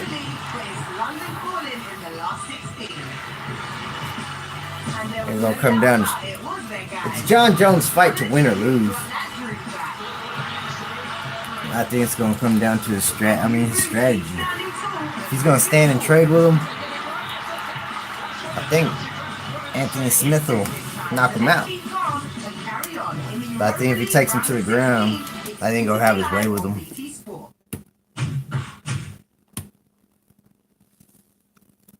That is my opinion.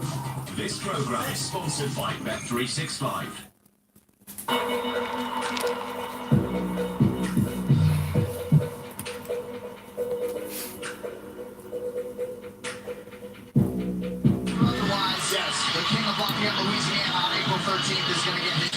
Fuck's he mean laugh out loud to both? That's UFC 236. This is UFC Motherfucker think this shit's a game? Presenting the world. Oh wait, that wasn't even the co-main. The co-main's next. Fuck, I was thinking what we just seen was a co-main. Nah, I want to see this one too. However, by doing so, he also has to be careful with his defense, because when you open up too much on Tyron Woodley, you give an opportunity for his heavy hands to land and then maybe get finished yourself. So it's going to be a happy medium between feints, in and out movement, following his combinations up with kicks, and being able to mix in his takedowns. And that will give Usman a good chance tonight against the champ. And if you have followed Usman's career, you know since the first time he strapped on the gloves, he's been waiting for his chance to compete for and win a UFC title tonight. The Nigerian Nightmare gets his wish, a shot at welterweight authority, Tyron Woodley. He continues to just destroy and dominate. He is the present and he is the future. This guy is one of the greatest welterweight champs of all time. And he might be the greatest talent that we've ever seen in the UFC. It's not just going out there and beating guys, it's destroying them. I wanted to be Tyron Woodley, the greatest welterweight of all time, and everybody else.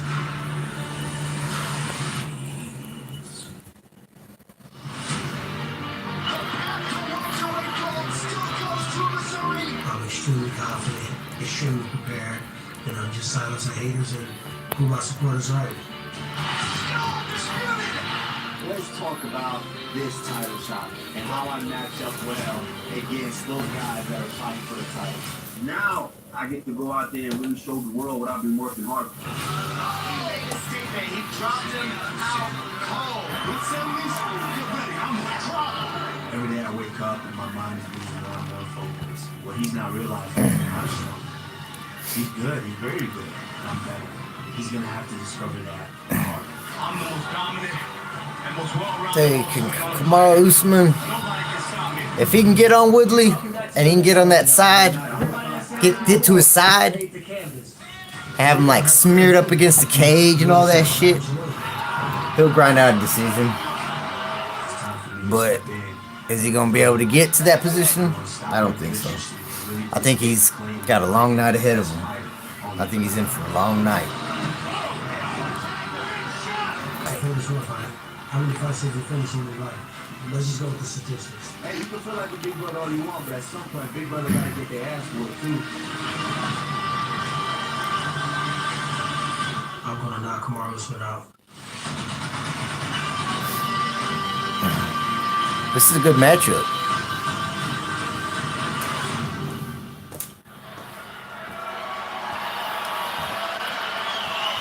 I want to see what happens.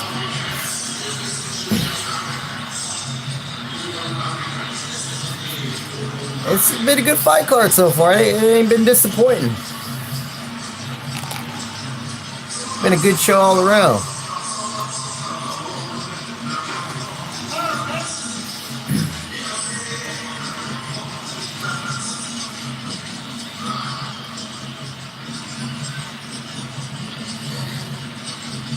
And I don't give a fuck if you click like or dislike. Click one of them though. Make a decision. Be yourself. But I'd appreciate it if you subscribe.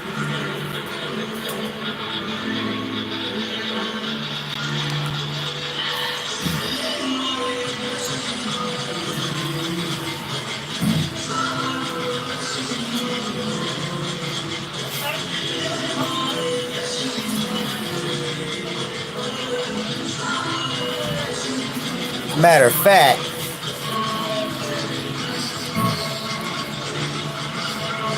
first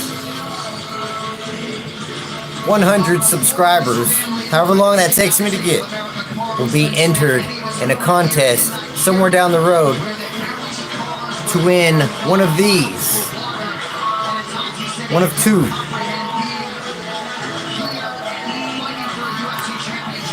Tickets for a 3-day pass to train at the UFC gym in North Richland Hills with me. One for you, one for me. But that's going to be later down the road. Yeah, the first 100 people that subscribe will be entered in that drawing. Once again, a chance to win one of these free 3-day passes to the UFC gym in North Richland Hills in Fort Worth, Texas, to train with yours truly. Courtesy of Bruce MMA.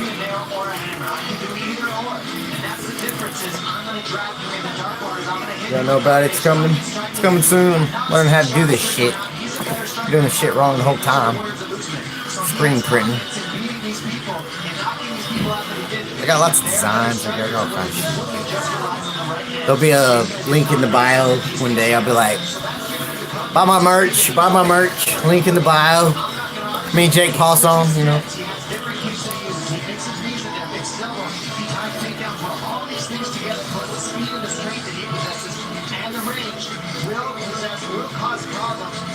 Most of the time, Woodley's face people that can't wrestle. Usman can also wrestle. Well, the moment certainly has to be here. The best of Kamaru Usman. We talked a lot about Anthony Smith and his composure and poise during fight week. Usman has worked the mental game to Tyron Woodley's doorstep, and Dom, you know, he said to us, Woodley thinks he's got confidence in that right hand. He honestly believes that he can match Woodley with some of the striking, haven't necessarily see that at times from Usman, but he's looking to put his best foot forward here tonight. Tonight's Red Point brought to you by Modelo, brewed for those with a fighting spirit.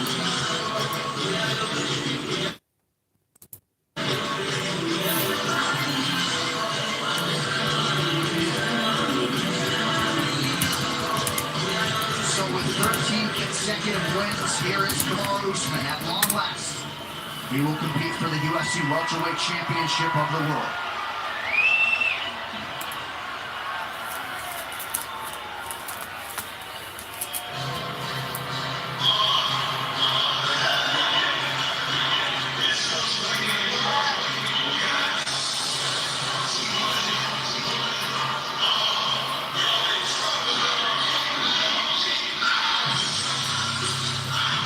Hey, welcome to the channel.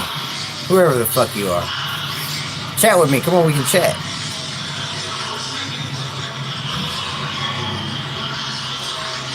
Show the fight, homie. He says, I can't. I can't show it. The copyright infringement laws. But, hell, my channel's so new, they probably won't even know. Fuck it, you're right. I feel like saying fuck it.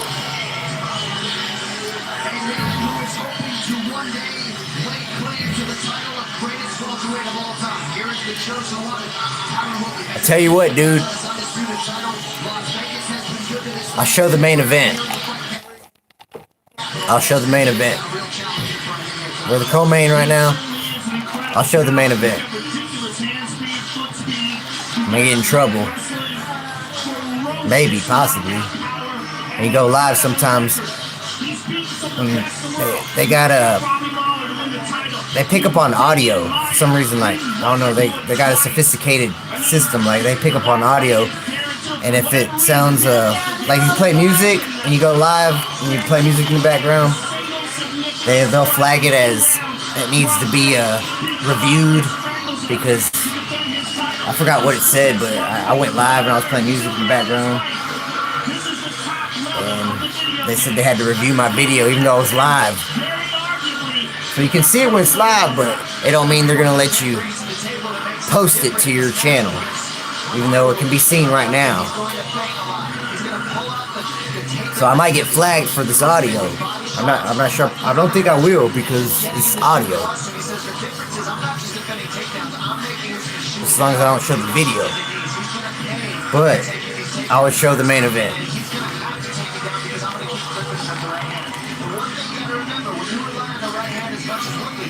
Just don't tell nobody. That's this.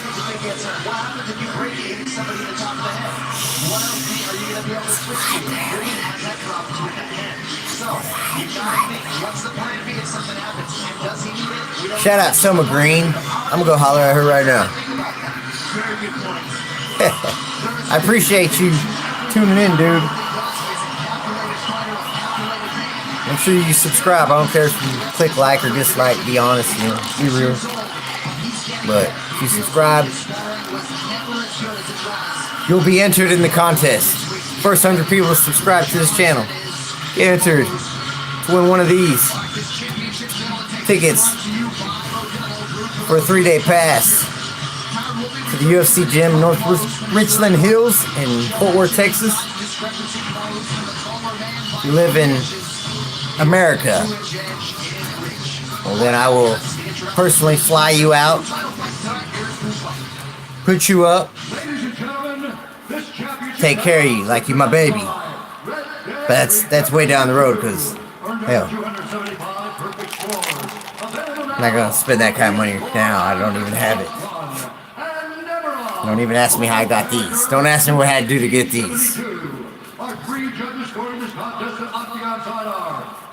You're gonna come train with me for 3 days. UFC gym, North Richland Hills, Fort Worth, Texas. I get one, you get one. I get one, you get one.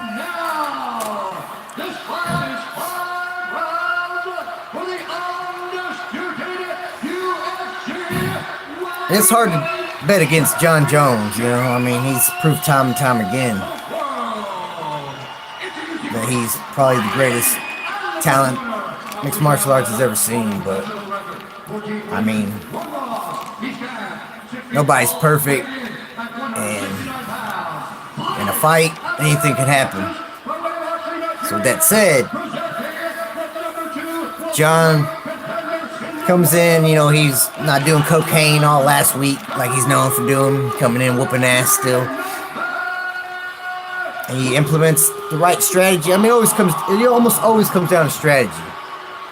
If you can implement it, you can try to implement a strategy, but if you don't have the skills, you can't implement a strategy. If you can implement the strategy, I think if he goes for the takedown, I think he'll submit him or he'll TKO him from elbows.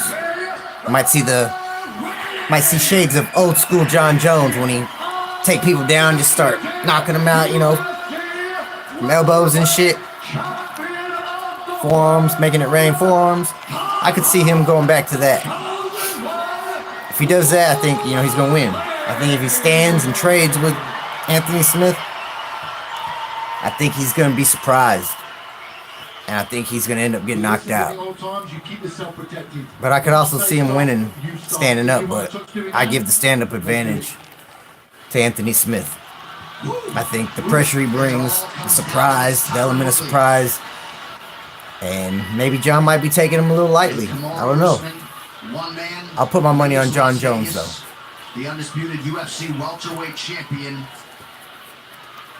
Will it be the -165 pick? You got Woodley and Usman right now, co-main.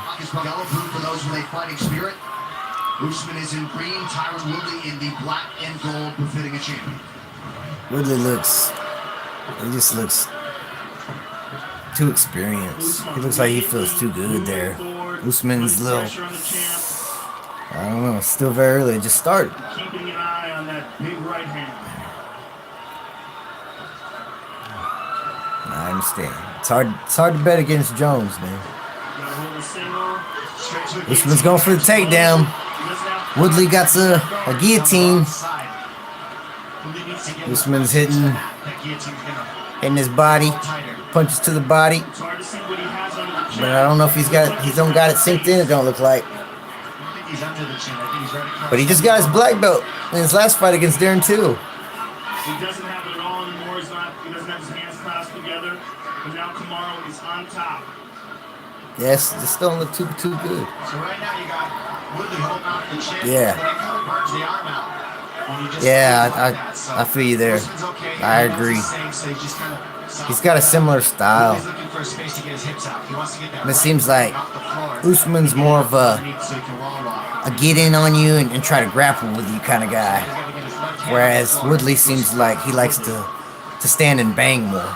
Underneath the chin of Usman. Usman keeping pressure on him. Wants to scoot his butt away from the cage. And I could see this being a long, boring fight. And that's not what I was hoping to see at all. Woodley complained to the referee that Usman was grabbing the glove. Mark Goddard said it was legal. Hey, you can grab the glove, you just can't put your fingers inside of it and try to tear on it, pull on it. But you can grab the glove. You can grab the hand, you can grab the glove. You can put your fingers, you can put your fingers through the fence, but you can't grab the fence. You can put your fingers through the holes in the fence, but you can't clasp your fingers on the fence.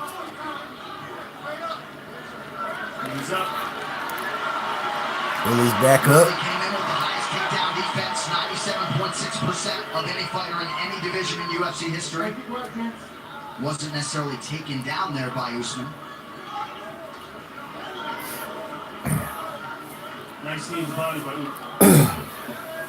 This is the type of fight Usman wants. Yes. This fight gives him a great chance, and if he can keep it here, we'll go back and forth with Woodley.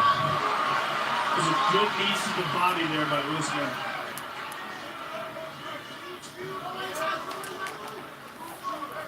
Scheduled for 5-minute rounds. Hey, I got 3 people. Welterweight title, just over 2 minutes here to go in round 1.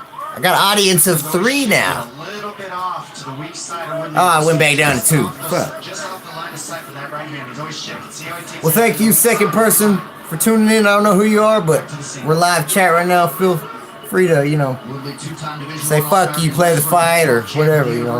Let's chat. Come on. Let's make it interesting. American, a national title. His senior Let's talk MMA. Let's talk some MMA. Mario looks good, actually. He's looking good. He's doing a fantastic job, yeah. He's getting in on him. His striking looks good. He's taking advantage of those, moments when they split. He strike and then get back on him. Woodley's gonna have to break away and really keep his distance, and it don't look good. I can see Woodley getting beat. Because Usman's being able to create these early transitions. It's good body work here by Usman. Yeah. Good right hands to the body, good knees. And we've seen that Usman can keep this up for 5 rounds, like he did with Dos Anjos. This style is giving Woodley problems. It's kind of like what they're saying about Anthony Smith and John Jones. That Anthony Smith has a style to give John Jones trouble.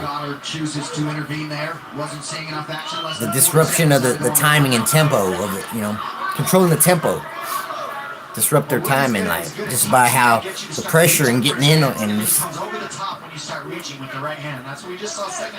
That's what I'm seeing right here. But it's still the first round. 20 seconds left. Oh, Woodley might get knocked. He might get knocked out. Again, more body work by Usman is really working that right hand to the body. Woodley, you gotta stop letting this dude grab you. Tries to switch to a double. Woodley does a good job getting the underhook. A strong start for the underdog challenger. Tonight's corner camp brought to you by Body Armor. Make the switch to Body Armor, the official sports drink of UFC. More natural, better sports drink. Grab one today at Circle K. I wouldn't mind seeing Lawler and Askren do a rematch. But, I mean, if Robbie says, I was in trouble, like, because he made it seem like, after the ref called it, that it was a bad stoppage. But it looked like that was his fault. I wouldn't mind seeing a rematch. But I think I'd rather see... You understand me? Let's go. So what did you say? UFC 235 Jones versus I think I want to see Robbie versus Kobe. I want to see Robbie versus Kobe. Because Kobe's been... Is that Kobe Covington right there? Motherfucker. He ain't been fighting, doing nothing. I think he should fight Robbie Lawler. To be honest with you. And if he beats Robbie Lawler, well then he can fight... I don't know. We gotta see what happens here. And Ben Askren, I think Ben Askren, his next fight, should be the loser of this fight. The loser of this fight fights Ben Askren. Relentless pressure, moving forward, and the thing about Usman, the other thing they were calling for was the leg kicks. That's just right now. I might feel different, tomorrow. And it's one of his strengths. He has incredible cardio. Might be the most conditioned welterweight on the roster with respect, of course, to the champion Woodley. Kobe and Askren, I wouldn't put Ben Askren versus Kobe just yet. I mean, I could see that. That's a good fight to make next. Since Ben won, Kobe's been waiting in the wing. That wouldn't be a bad fight. They're two wrestlers. Kobe seems to be a better striker. This is also Woodley's live by the sword, die by the sword. So, yeah, I would like to see that actually. Like, be next for them. Them two. But I wouldn't mind seeing Kobe have to fight Robbie. Forearm by Kamaru Woodley. Woodley looks in trouble. He's getting pressured. He got took down. He just got picked up, took down. It looks like Woodley's in for a long night. I got an audience of 3. Don't interrupt me again. Right eye. Woodley's just flat. Looks like he's a little bit static, just hanging out. If anything, you should be watching these fight. These are your people. And so Usman's just getting tighter and tighter and tighter with each movement. You can pay now or pay later. Yeah, right. Robbie's good at taking people's souls. Sensational performances. The question is always how good is he when he fights the best of the best. We're finding out. Usman's winning very good. And even when he wasn't getting finishes, By far. 30 to 25. Alright, Woodley hasn't offered He has been dominant. Usman anything so far. It's The question was always, 2 minutes and 30 seconds left in the second round. and this is incredibly impressive. This is the most dominant we have ever seen anyone against Tyron in a fight for the title. Well, nobody's been able to out-wrestle. But Kamaru, he's got that get in on you and smother you style. Whereas Woodley's more of like a stay off you and like you shoot for a takedown, stuff it, and like bang with you. Kamaru's not shooting for takedowns. He's getting in and on a clinch and making it a dirty fight. That's where he's creating problems. He's getting in with a clinch on him and making it a dirty, ugly kind of fight. But he looks good doing it. Under 2 minutes here to go in round 2. It has been all Kamaru Usman thus far, more than a round already. And he's holding his own in the striking department. Even though they're not, standing in the pocket banging, like, he's hitting them when they're breaking off from a clinch or, closing the gap and striking to get in on them.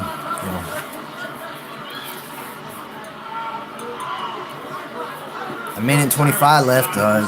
Looks like he's going to take the second round if he don't finish him. It's starting to rain forearms. Woodley's got his arms up though. I like to see Woodley get to a hip, push his elbows on the knees of Usman, then into your hands. But right now, staying flat on his back, it's not going to be pretty. The thing is, every time he goes to move his hands, he's using big elbows and punches. It's very difficult for him to move here, and this is because Usman's doing a fantastic job of controlling the offense in this position. Now Tyron's trying to sneak outside, but Usman puts a stop to it. He's doing a great job of grapevine the legs as well. See how he's using his insteps and his shins to control Woodley's legs. Very difficult to get out of there. I mean, it's hard to say. I've seen guys that look fantastic, early in their UFC career, and then they turn to shit. But he does look impressive. I mean, he could be light heavyweight champion one day. Whether he will be, I don't know. But he's got a better shot than the ones that have lost, to him, I would say. I don't know that he will be. I can't say it's too early.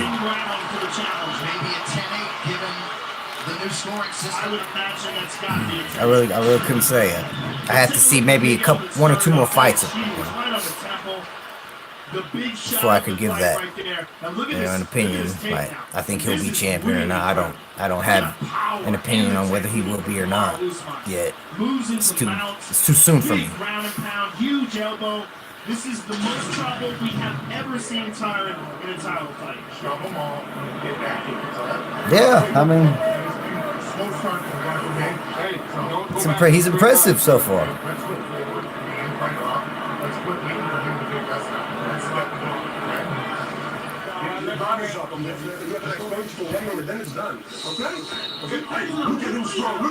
No. Who you would like to see him fight next? Who you would like to see Johnny Walker fight next? P3, the official protein snack of UFC. Third round of a possible 5 here. The incumbent Tyron Woodley would appear to have some work to do. Yet all he can handle thus far from the plus 140 underdog, Kamaru Usman. Well, he's lost the race so far, but it's a marathon, so we still got another few rounds to see what can happen. A couple rounds, I should say. It don't look like Woodley's gonna win this though. And his corner desperately wants him to move forward. Kamaru ducks under that big right hand. Look to see Tyron switch it to an uppercut. Yeah, you gotta move. Keep him off you. You know what he's trying to do. Use a jab. Use that, use that jab, but be careful with that leg kick because you know he's gonna try to get in on you. You gotta move. Move, dude. Get out of there. You're staying in one spot. He's gonna grab on you. He's gonna do that over and over and over. You gotta jab him. You gotta keep him honest. And you gotta get on your bike and you gotta roll. folks. Otherwise, he's gonna clinch you, and he's gonna make you his bitch. The length of Usman's causing a lot of problems too. He's so long in that body lock, he can keep his hands locked. Give me a name. I want a name. Johnny Walker versus who? It's just an issue in this wrestling beast. Like, what about, you think he would do good against like a Luke Rockhold? Like a Luke Rockhold's moved to light heavyweight now, yeah? I think that would be an interesting fight. Even though if Luke Rockhold goes, you know, he's light heavyweight now. You know, you don't know where to rank him. But if I had to throw another name, I might say, you know, let's see how he does against Shogun, you know? Like you said, a gatekeeper. Shogun's up. You know, he's washed up. I mean, he's done, basically. He's old. I mean, he's not really that old. What is he, like 35 or something? His body's old from all the wars. All these vicious body shots and knees to the body. The clinch. I mean, it's just a dominant performance for the challenger so far. Complete control by Usman right now. I think you're onto something. We need like a damage index. Yeah. Oh, again. Nice punching on the brakes. And now he's continuing to make adjustments, Usman. Maybe Santos? Johnny Walker. He seems like very young and new. Like, you don't just want to throw them, you know, you want to build them up. Yeah, I know, huh? And it seems like he's looking for openings that do not present themselves. I think if Tito Ortiz was still in the UFC, I think that would be a good fight for him, maybe. See how he does against a guy like Tito, a durable guy, you know, decent striker, but, you know, got pretty good at taking you down. Kind of like how they did Machida, you know, built Machida up. I mean, there's a horrific number of body shots that Kamaru Usman's landing. And they're not soft punches either, they're very hard. And he's hitting the same spot over and over and over again. Look at this. There's a knee. Woodley's gonna lose his belt. It looks like Woodley's gonna lose his belt. Minute 35 left in the third round, and it's the same shit over and over. Kamaru's getting in on him. He's making it dirty. He's making it ugly. And Woodley ain't doing shit. I do not understand that. He's got to move. He's got a jab, and he's got to move. He got to circle. He's not circling. He's just kind of stepping back, getting caught against the cage. Now we're seeing Usman slide a little bit. And then he's got to. Oh! If he can catch him, he threw 1-2. Looked like it kind of stunned Kamaru, but looked more like maybe a slip. You got to use that footwork. He's got to move more. You got to jab and move more. It looks like he's trying to be stationary and catch him coming in just like, with everything he's got.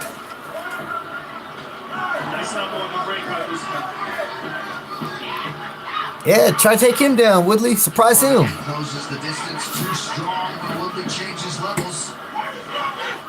Take him down, but you're gonna have to reestablish some distance and timing. And jab and move, and then surprise him with takedown. Not, you know, coming off the fence. You know. Hasn't had any successful moments in 3 rounds of defending his title. Really, one glancing right hand is the best that he's. OSP, yeah, it's very good. I didn't think about him. Yeah, that's probably perfect. Him versus OSP is probably perfect, actually. Somebody that can think of too many light heavyweights right now. I don't know why. Maybe it's this Parmesan Mango. I don't know. You let him back out? Come on, man. We don't work too hard for this. We work way too hard for this. All right? You need to bite down on your mouthpiece and start going forward right now. I'm serious. I'm not playing with you. Bite down on your mouthpiece and go forward. Get some water. Well, it's be seasoned. I think that's a good fight for him to like see like has it been a fluke? You know, like he just kind of got lucky with these flash knockouts. I think if he beats the OSP impressively, I think it shows he really is legit. Misha Serkinov, he had buzz to him, but I didn't see Misha Serkinov as a guy you beat, whether it's fast or not, and it says, you know what, you've arrived. I think a guy like OSP, you beat him, even if it's a decision, I think you beat him decisively. I think that says, They're trying to wake him up. That's what you're hearing. you are legit. And then from there, I think, you move up the ladder. Like, it's a tougher competition. Much tougher competition. I think OSP's the man for him. Prove, There's the uppercut. Just waiting too much. He's going for that one big thing. He just wants the finish. Just a guillotine, a submission, one big knockout punch. And Usman's better with, I'm just going to stay working. I'm going to keep the offense going and let things add up until I get what I need, or I go to the decision. That's why Woodley's just waiting and countering and just behind. In nearly every interview Kamal Usman did this week, he kept saying, let me see. Let me not willing to run get the over race here. that I'm willing to run. Let me be a little more Always taking him into the dark waters he talked about. The control time in this is just knowledgeable in this conversation. Control time. So, when was the last time you seen Woodley ever get wrestled? Not like this. So this is the difference. This ain't just wrestling. He's like smothering him, grinding him. This is like he's doing some Greco-Roman shit on him. He's boring as fuck. But it's effective. But I mean, he's a born. Kamal Usman's a born fighter. Reminds me of Ben Askren or he's getting more to work while that other dude. I don't think they should, but I think you should have to earn a stand. I agree. I think you should have to stand. But he's been breaking them. I don't know why. I don't know why either. Who's the dude? Anthony Smith. I think he fought him and lost to him. Corey who's it? Corey Adams? Corey Jacobs?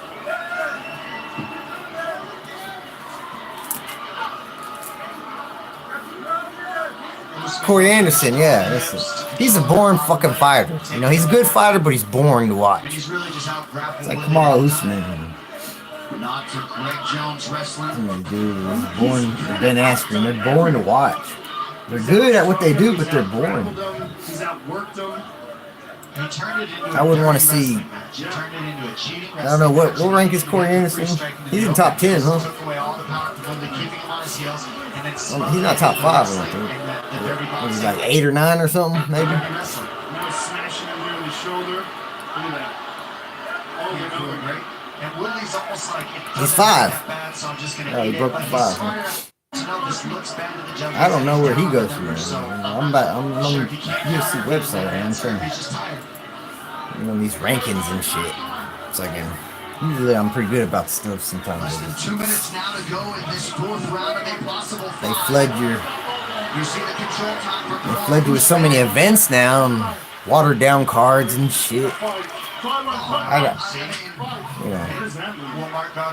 love it all, but I just don't understand why I would say that. I miss the days when it was like one UFC pay-per-view come on maybe once a month, like 10, 11, 12, 13 years ago, It was like, man, you just like pumped for that card. That was the only UFC was gonna be coming on. It was like pay-per-view that once a month maybe. And it was like, I get so excited for this shit. Oh, Kamal was putting it on Woodley. It looks like he's gonna knock him out. He's got him against the fence. He's throwing. Woodley looks like he's getting tagged. He's getting tagged over and over. And he looks like, I'm in trouble. He tried to go for a knee, but he looks tired. He's fading. Kamaru is putting it on him. Kamaru is putting it on him. Woodley is gonna get beat. He's about to get knocked out.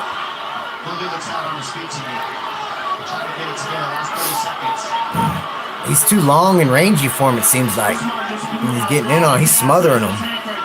Woodley looks, it looks bad. And he's kept an insane pace. Vulcan would be a good fight for him. So Usman is in stellar shape. And, you know, I like to see strikers versus strikers. Final 10 seconds of this fourth round. Look at how Tyron's standing there with his legs locked. But in mixed martial arts, you're going to see strong wrestler versus striker. He's just a little bit hurt. You're going to see you got ground game or not. Woodley looks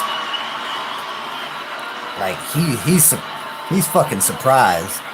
He is wobbly and hurt. You wouldn't expect him. You're thinking about fighting sometimes. You train your ass off. Someone just got the style that just gives you problems for some fucking reason.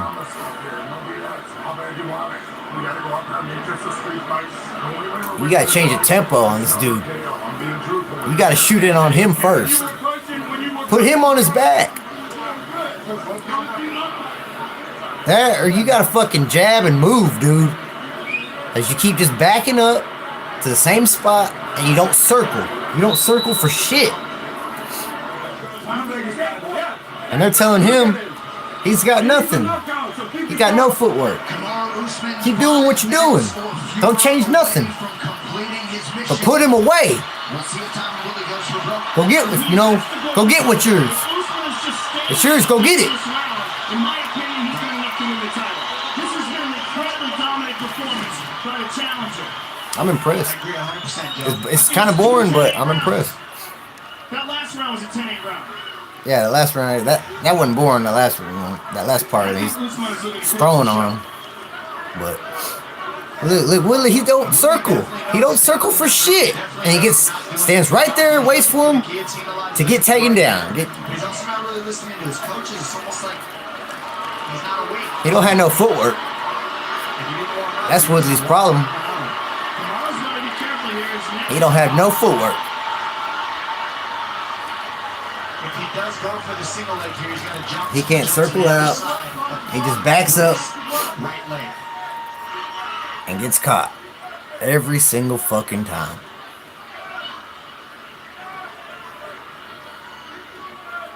You gotta know how to circle clockwise, counterclockwise, switch stances.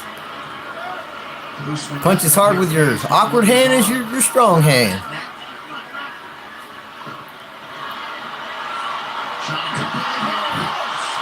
Woodley's gonna lose this last round, and Kamaru's been dominating him, taking him down, smothering him, hitting him with some good shots.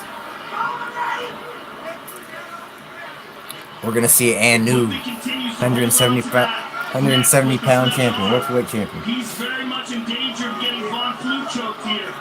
As Kamaru Usman Oh, is leaning, Von Flue choke. where Tyron Woodley's It's a little rare. Kamaru Usman's leaning his left shoulder into Yep. the neck of Tyron Yep. Woodley. Usman's going to lock that hand down by locking his hands underneath the head of Woodley. Yeah, if he can get his right arm to his left arm and crank it, if Von Flue choke him. Von Flue attempt. We should almost call it the Hogan St. Prue at this Pretty point. much, I think you're right. That's fair.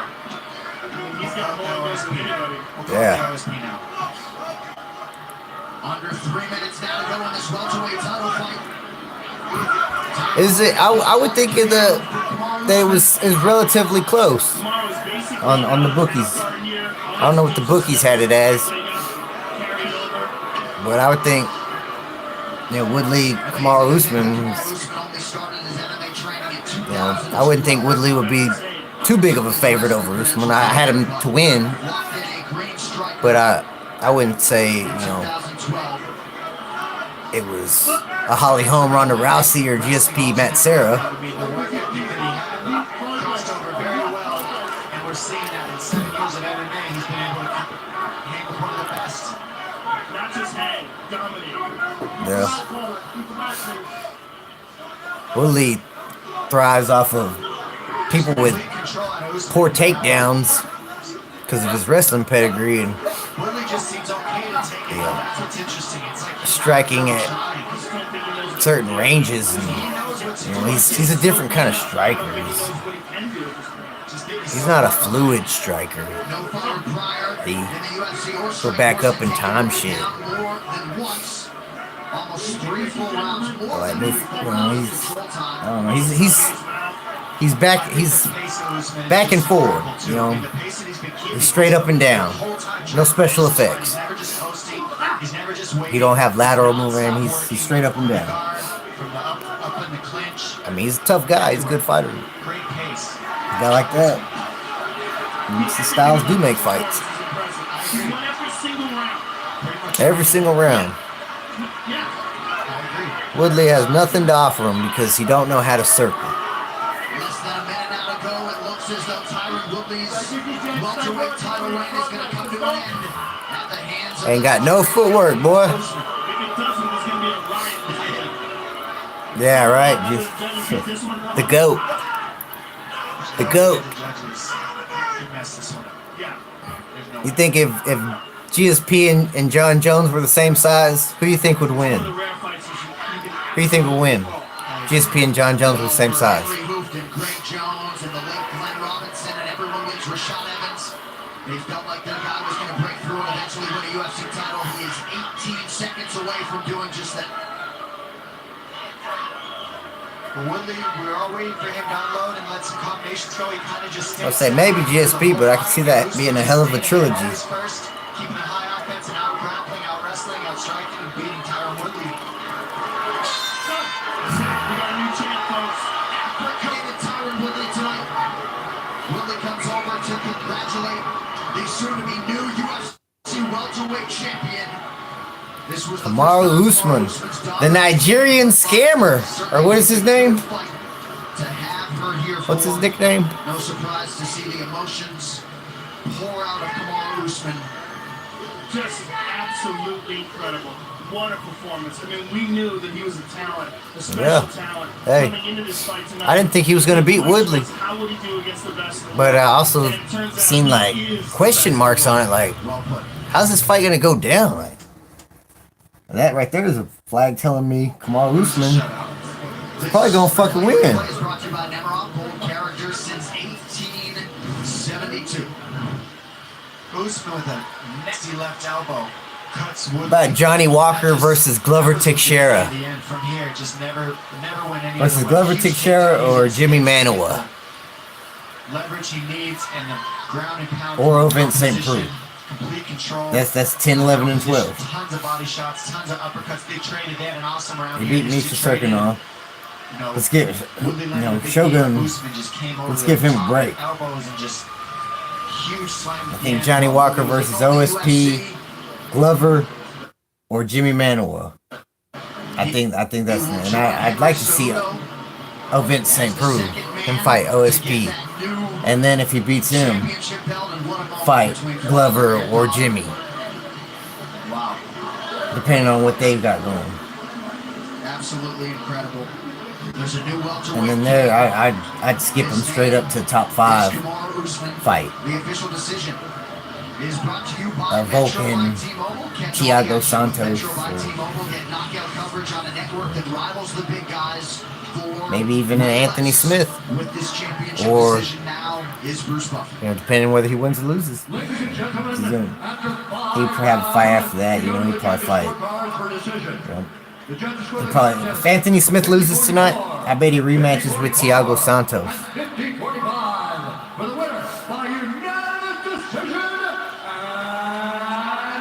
They're going to try to get Anthony Smith back in there because he's more marketable than Thiago Santos. And they think he's going to be able to beat him this time.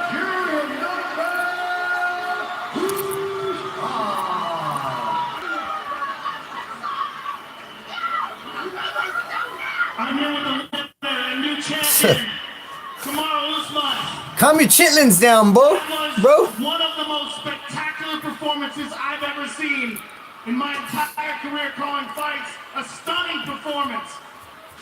You were confident coming into this fight. Did you have any idea that you could dominate in that fashion? Oh, Joe, how long you've been telling them now on your show that can't nobody hang with me. I know you've been telling them for a long, long time, and I've been wanting this fight. Now, I'm gonna be honest. I might not be the best striker in the world. I might not be the best pure wrestler in the world. But you when fight. it comes to mixing this shit up, Yeah, you can mix it up. You're a mixed martial artist, I tell you that. You are a mixed martial artist. You can't mix it up. I tell you, it's mixed martial arts. Mix it up. Against the best in the world. It turns out you are the best in the world. That was an unbelievable, dominant performance against a man who many people were saying could possibly be the best welterweight of all time. That ball's on you now. Joe. Not Joe. Yeah, Joe. Your name is Joe Rogan. I'm as stunned as you. Yo, Joe. First of all, let's give it up for Tyron Woodley, y'all. Let's give it up for him. Let's give it up for your mentor. This is a champion What that came in here, has dominated. And a lot of people Mother hate sandwich at. You didn't eat it, did you? In this game, we got all these people fans that one day, the next day they hate you. A lot of people hate on that man. But when you talk about the greatest welterweights of all time, that man's got to be in the conversation. No. I agree, sir. Now, coming into this fight, what was the game plan? Was there anything at all surprising about this? No, listen. This is what Tyron Woodley's not one of the greatest all welterweights. kind of bodies in our room. We got world champions, former world champions. There's a very select There's so few much knowledge in our room. that deserve that title. And Tyron Woodley is not one. And you're not either yet. You gotta prove more before you even get there. But you on your way. You are on your way.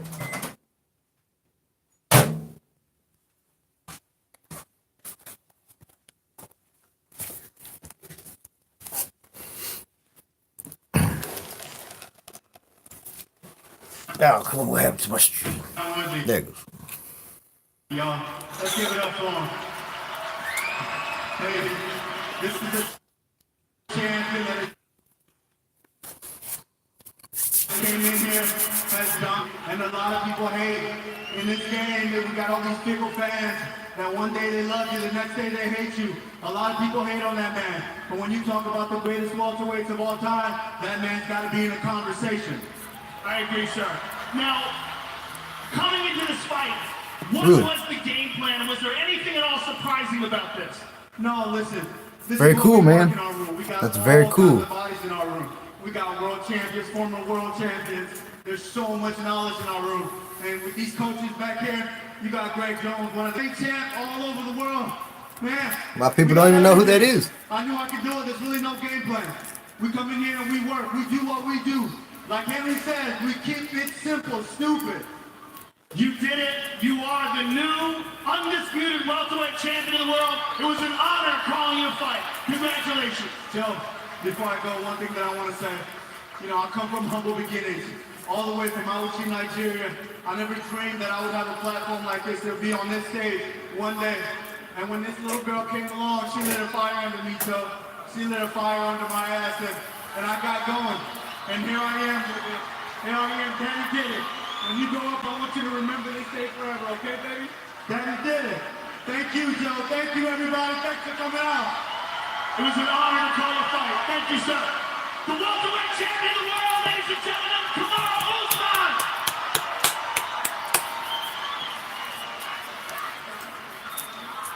I'm here with Tyron Woodley, ladies and gentlemen. Tyron, a tough defeat.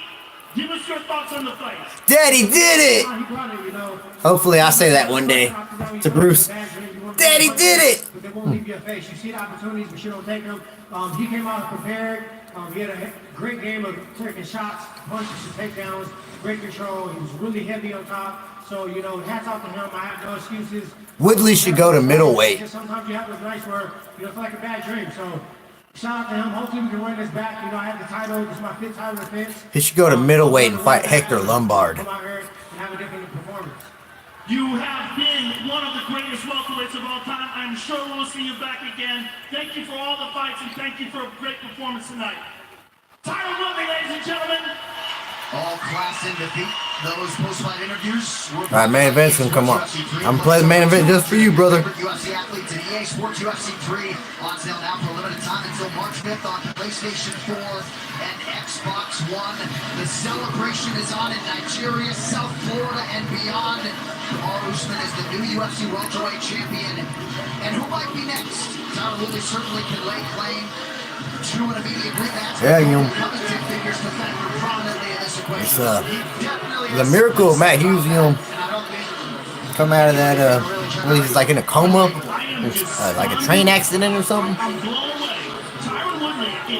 I was shocked to hear that, but I know he stayed close to God in prayer. You know, he's big on God, so I know he pulled out. I pray for him too. That Hughes is a legend. That is one of the most impressive title-winning efforts I have ever seen in my entire career. And it's because of who he beat and how he beat him. Just dominated. When you think of how Milicic, Pat Milicic. to see Kamaru Usman, They all trained in the Milicic fighting system. just amazing. And they're having a moment with his longtime teammate Anthony Rumble Johnson. You just gotta feel so good for this team to break through and get this UFC championship. We will see who is next. What for what? Amazing to see him there with his daughter. Amazing. Appreciating that in that moment. An incredibly special moment for him. This program is sponsored by Yeah, he got the twin brother, don't he? His twin brother and his wife served him restraining orders? For what? Oh, hello. I got a message earlier. This restaurant is almost popular choice. I haven't heard this. I don't do popular choices. Where do you find this news at, dude? Where you go? I go to lowkickmma.com. I'm not on Facebook these days. Where are you getting this information at? What are you gonna do? Tough game, I reckon. No, they'll walk it. Trust me. Trust me. Trust me. Trust me. Trust him! He knows nothing! He thinks that hatchlings are something to do with rabbits. We're the experts, Dan. Look at what we've been through together. And we've got brain cells crunching the numbers. Here's what's going to happen. They'll go all in, be caught on the counter, Then humiliated in their own backyard. heed your hunch with Betway's Bet Your Way markets. Bet 5, get 10. MMA junkie, huh? Are you MMA junkie? Dearest Britain, we love you. Spencer Fisher, I remember him. He did that flying knee KO over, was it Matt Wyman? Back in like 2006, You've learned something like that. Instead, you're quiet. You make this. I met Holly Holm, for what that's worth. You make us who we are. That was when she first come into the UFC. I think she had like one fight in the UFC. I'm not sure. The season continues in Hong Kong, live on BT Sport. Yeah, I got some pictures with her and stuff. This program is sponsored by I didn't have them blown up or something. And put up on my background here or something, you know, wallpapered or something like that. We are off to the ATL for UFC 236 next month tonight, though. We come to you live from Las She's a Vegas, sweet Nevada, lady. for this epic UFC championship doubleheader. And now live from the T-Mobile Arena here in Las Vegas, Nevada. It is time for the main event for Okay, UFC go 235. ahead. Jones versus Smith. Let's pull it up over here. Rooted for those with a fighting spirit. Well, Anthony Smith's fearless I'm not gonna show the build up, and I'll probably turn it on the walkout, maybe. Cause I don't want to get flagged. So I'm gonna wait till. Probably till John walks out. This opportunity means the world to me. It's everything that I've worked for my entire life. I've always been chasing a world championship. It's never been about money or fame. I've only wanted to be able to stand there Wow. with all around my waist and everyone around saying that's crazy. the number one guy in the world. You know, I have a friend. I'm gonna be a world champion. Yeah. I'm gonna die trying. He became a truck driver, and like he got into a nasty wreck in Houston. And after the wreck, like He was different. He really was different. He still is to this day. You know, Greg Palmer. That's my boy, but like he became a truck driver. Like he got into a nasty wreck, and like he's been different ever since. So I can kind of see how stuff like that can affect your mind or just your psyche. I'm expecting the best performance I've ever had. John Jones is my greatest opponent. I think that he beats people before they even leave the locker room. And that's just not the case with me. I don't care what he's done. I don't care who he's beat. I'm not afraid of John Jones. Just him mentioning that he's not afraid of me lets me know that he's afraid of me. I fight in both stances. My wrestling is extremely high level. John, take it down, DC! I ground the ball. I finished almost everybody that I've ever hit on. I have the most submissions in the division's history. You're a bad man, I'll tell you that. I'm not worried about a damn thing. You know that. John is absolutely underestimated. And that's going to eat him up for the rest of his life when he has to look at that loss on his record. He's going to regret that decision for the rest of his life. I know that people think I'm crazy, but I'm going to finish John Jones. I've been hearing that for 10 years, and so far no one's been able to do it. I have to step on and keep climbing to the top, keep moving forward, and just journey to greatness. March 2nd, Anthony Smith is going to be the light heavyweight champion of the world. With John Jones right on his back, wondering what happened. You got the power. You gotta land it.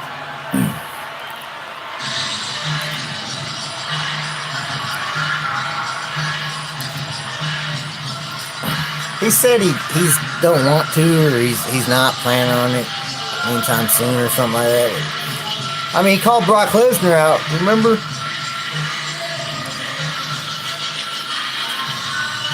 He was like, Brock, if you want to know what it's like to get your ass whooped by a smaller guy, some shit, whatever. So I think he will go to heavyweight for the right fight. Like he said, he didn't want to go to heavyweight to fight DC. If DC wants to fight, he can come to light heavyweight. But I mean, money talks. And John Jones, he's the kind of guy. I think if you offer him the right fight at a weight he can make, and it's easy to make heavyweight because they have the biggest range, from 205 to 265, is it? But for the right price, he's gonna fight anybody. I'd like to see him fight Brock Lesnar.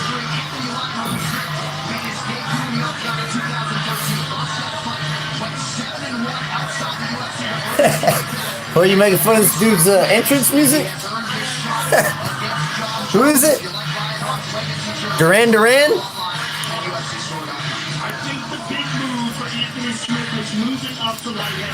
Oh, come on. Kane's done, dude. Kane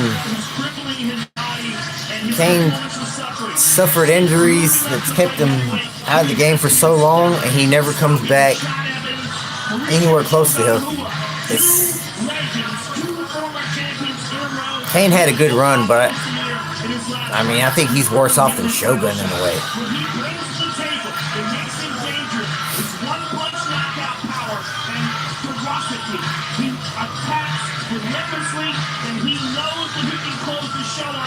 Now, Kane back in the day, like when Kane beat Brock,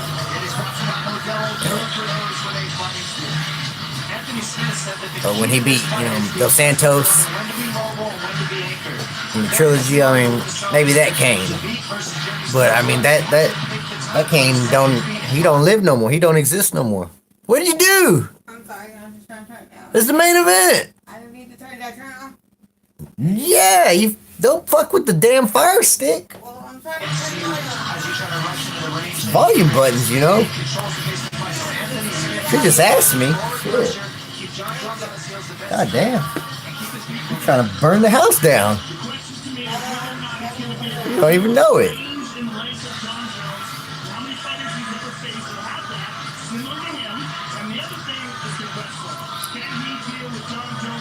Yeah, I like Kane. I like his brown pride tattoo. I like Kane. He's a dominant wrestler. and he learned how to punch and put it together. You know, heavyweight's hit hard.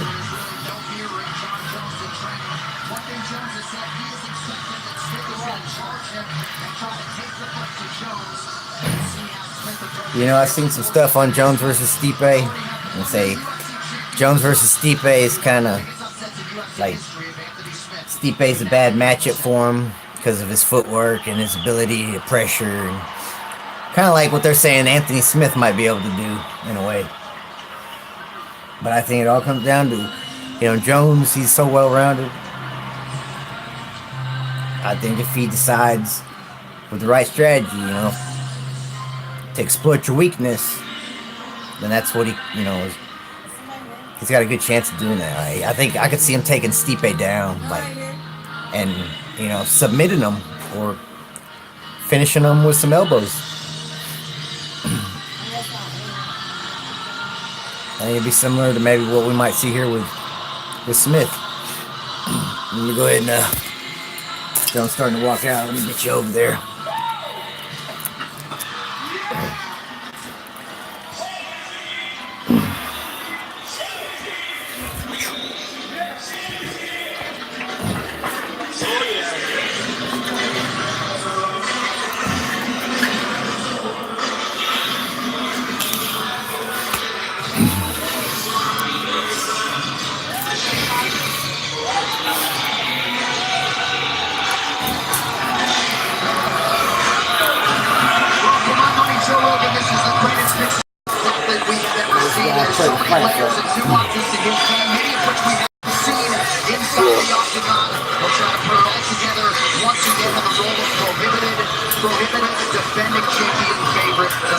But he truly is a special talent. To get to where he is with 0 defeats other than that one disqualification in the fight he was absolutely dominant in.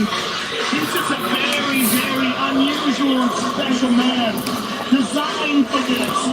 His gifts, his mind, the way he's created inside the octagon, capitalizes on openings like no one else. The fact that he's been able to do this like Daniel Cormier. The fact that he's able to choke it down like Lyoto Machida. I mean, he's just over and over again been able to shut down the offense of the best fighters on the planet Earth. And I think he's, right now, just moving into his prime. I mean, I think he's better than Gustafsson fight than he's ever been before. And I expect to see a continued rise in his ability. I think what we're seeing out of John Jones isn't that he was never this good. I think he's always been this good. I think that we're just seeing somebody who's a little bit more focused in their mentality of life outside of the octagon, which is allowing him to use his feet more in the octagon. I'm seeing him make adjustments in the way that he thinks and the people that he has around him. He knows he has. You too, man. You're cool. I like talking MMA with you. Stay in touch, man. Enjoy the fight. It's what happens in life outside of it. John Jones has changed tons of things. That was what he is very, very adamant about. More than anything, Enjoy the fight, yeah. people are trying to come at me fast, trying to get me on my heels. They're only out to pay for themselves. I will slowly pick them apart, slow them down at my pace, until they fight at my pace, and then it's over from then on out.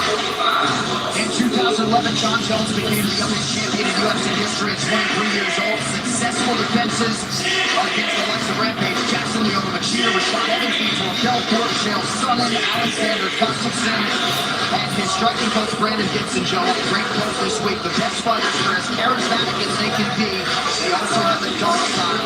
They're not afraid to seriously hurt someone. That's a big part of Johnny Bones too. There's a decided meaning streak to this individual. A scary proposition for Anthony Smith. Yeah, it's not just a mean streak. It's a river. I mean, it's a giant part of who he is. He's to watch.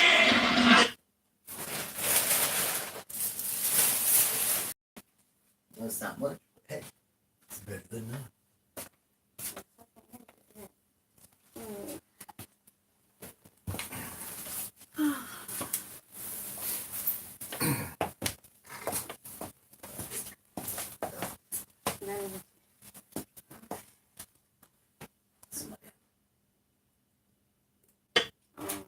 Shit. Just bandwidth. Don't freak out. Don't freak out. No, not you. My stream's messing up.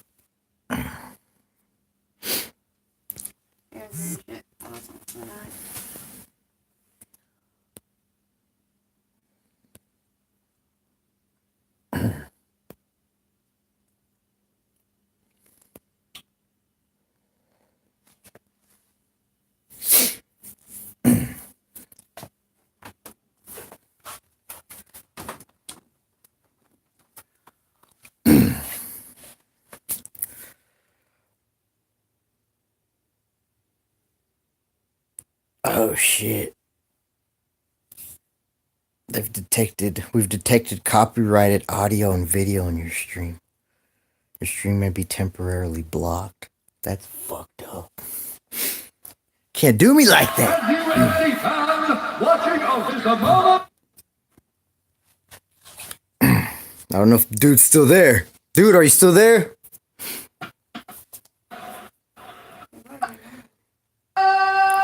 Let me know if you're still there. I'll keep the stream going. If not, I'll exit out and I'll start a new one. Heavyweight championship of the world. Ever a three-shot fighter holding a professional record. Alright. If y'all can see. He stands 64 inches tall. They're good. I don't know why stream's slowing down right now. And 1.5 pounds. Fighting out of Omaha, Nebraska. Presenting number 3. I just got a heads up. They detected copyrighted audio and video on my stream. So this video might not upload, but I appreciate y'all being here. So you make sure y'all subscribe if you haven't. Enjoy the rest of the fight. And now introducing the champion. And remember, Bruce MMA. Bruce MMA. There'll be a link in the bio. You know, get the merch. Coming soon. Enjoy the fight. One no contest. He stands 64 inches tall, weighing in at 205 pounds. Fighting out of Albuquerque, New Mexico, by way of Endicott, New York, presenting the undisputed, reigning, defending UFC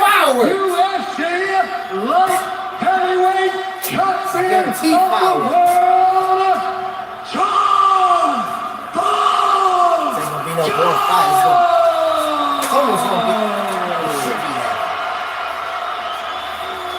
It's gonna be the black dude or the white dude. All right, gentlemen, we've been over the rules. Protect yourself at all times. Follow my instructions. Let's keep it clean. Touch gloves and let's do this. Woo! Thank you, Robert. Appreciate it, brother. 900 betting favorite tonight. Taking on Anthony Landmark Smith in the range of plus 600. We've seen a lot of big championship upsets in UFC history. Matt Serra, Holly Holm come to mind. Anthony Smith looking to join that club here tonight. Tonight's Fight Clock is brought to you by Modelo, brewed for those with a fighting spirit. The challenger Smith is in blue. Deep kick to the front knee of Smith will be key for Jones. Keep that range.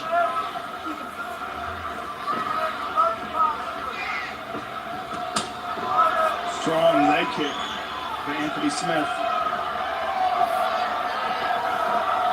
Over 30 amateur fights in the state of Nebraska for Anthony Smith. This is his 45th pro MMA fight. Smith did something right away. He's dealing with the front hand of Jones. Instead of reaching and grabbing, he's hitting the hand, and that's key. Hit the hand, hit the elbow, Jones, and then follow down the arm to his head. But if you try to reach for John Jones' head, that's what he gets you to counter. That's how he counters you. So far, Smith looks composed and technical. Reminds me of himself. He's moving with confidence. Jones loads up, unable to land. That lead hand that Jones touches with, it's so annoying to guys, I'm telling you, and Smith seems to be doing the right thing by attacking it, but right now he's grabbing at it. Oh! Spinning back kick to the body by Jones. Very nice. Low calf kick. Whoa. Smith did say to us on Thursday that he didn't necessarily expect to pull the trigger a whole lot early on in this fight. And now he's getting stuck staring at Jones, and that's not good. He needs to be first on Jones, otherwise Jones is going to get ahead on the reads. Trying to look for an axe kick. Wow.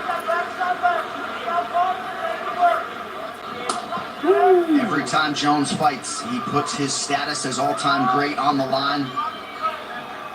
Has to win with style points. Winning usually isn't good enough for Johnny Bones. Trying to close the distance here. Nice, 2 minutes nice. have gone There by you round go. one. And this is where Smith said he needed to be able to move his feet at the right times. And you see Good, it good. back a little bit. We just. See if he gets back to work now. Yeah, there you go. There you go. I'm back to work. Go back to work. Very interesting that John has such a jump Oh. nice spinning back kick again to the body.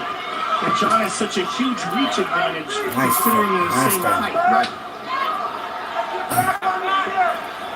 Come on. Jones Work. continuing to work the body to great effect early with a variety of weapons.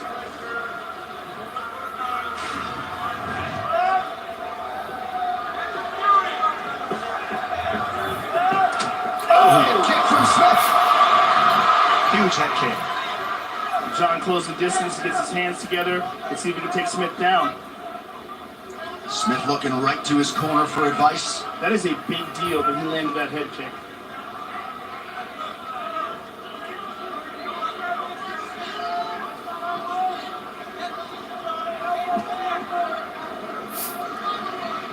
I'm trying to kneel him. This I is where said- Smith is really good. With most guys, he out-elbows him and out-knees him in the clinch. Jones is doing a good job of staying the over-under and not going to the head and not giving Smith a chance to use any of those skills. It's a good fight so far. Controlling the hands. He's doing a fantastic job in that shoulder strike as well. Smith needs to get his hands back. He's not fighting the grips right, and that's where Jones can get ahead in the grappling, is the grips. Hand fighting is everything when you're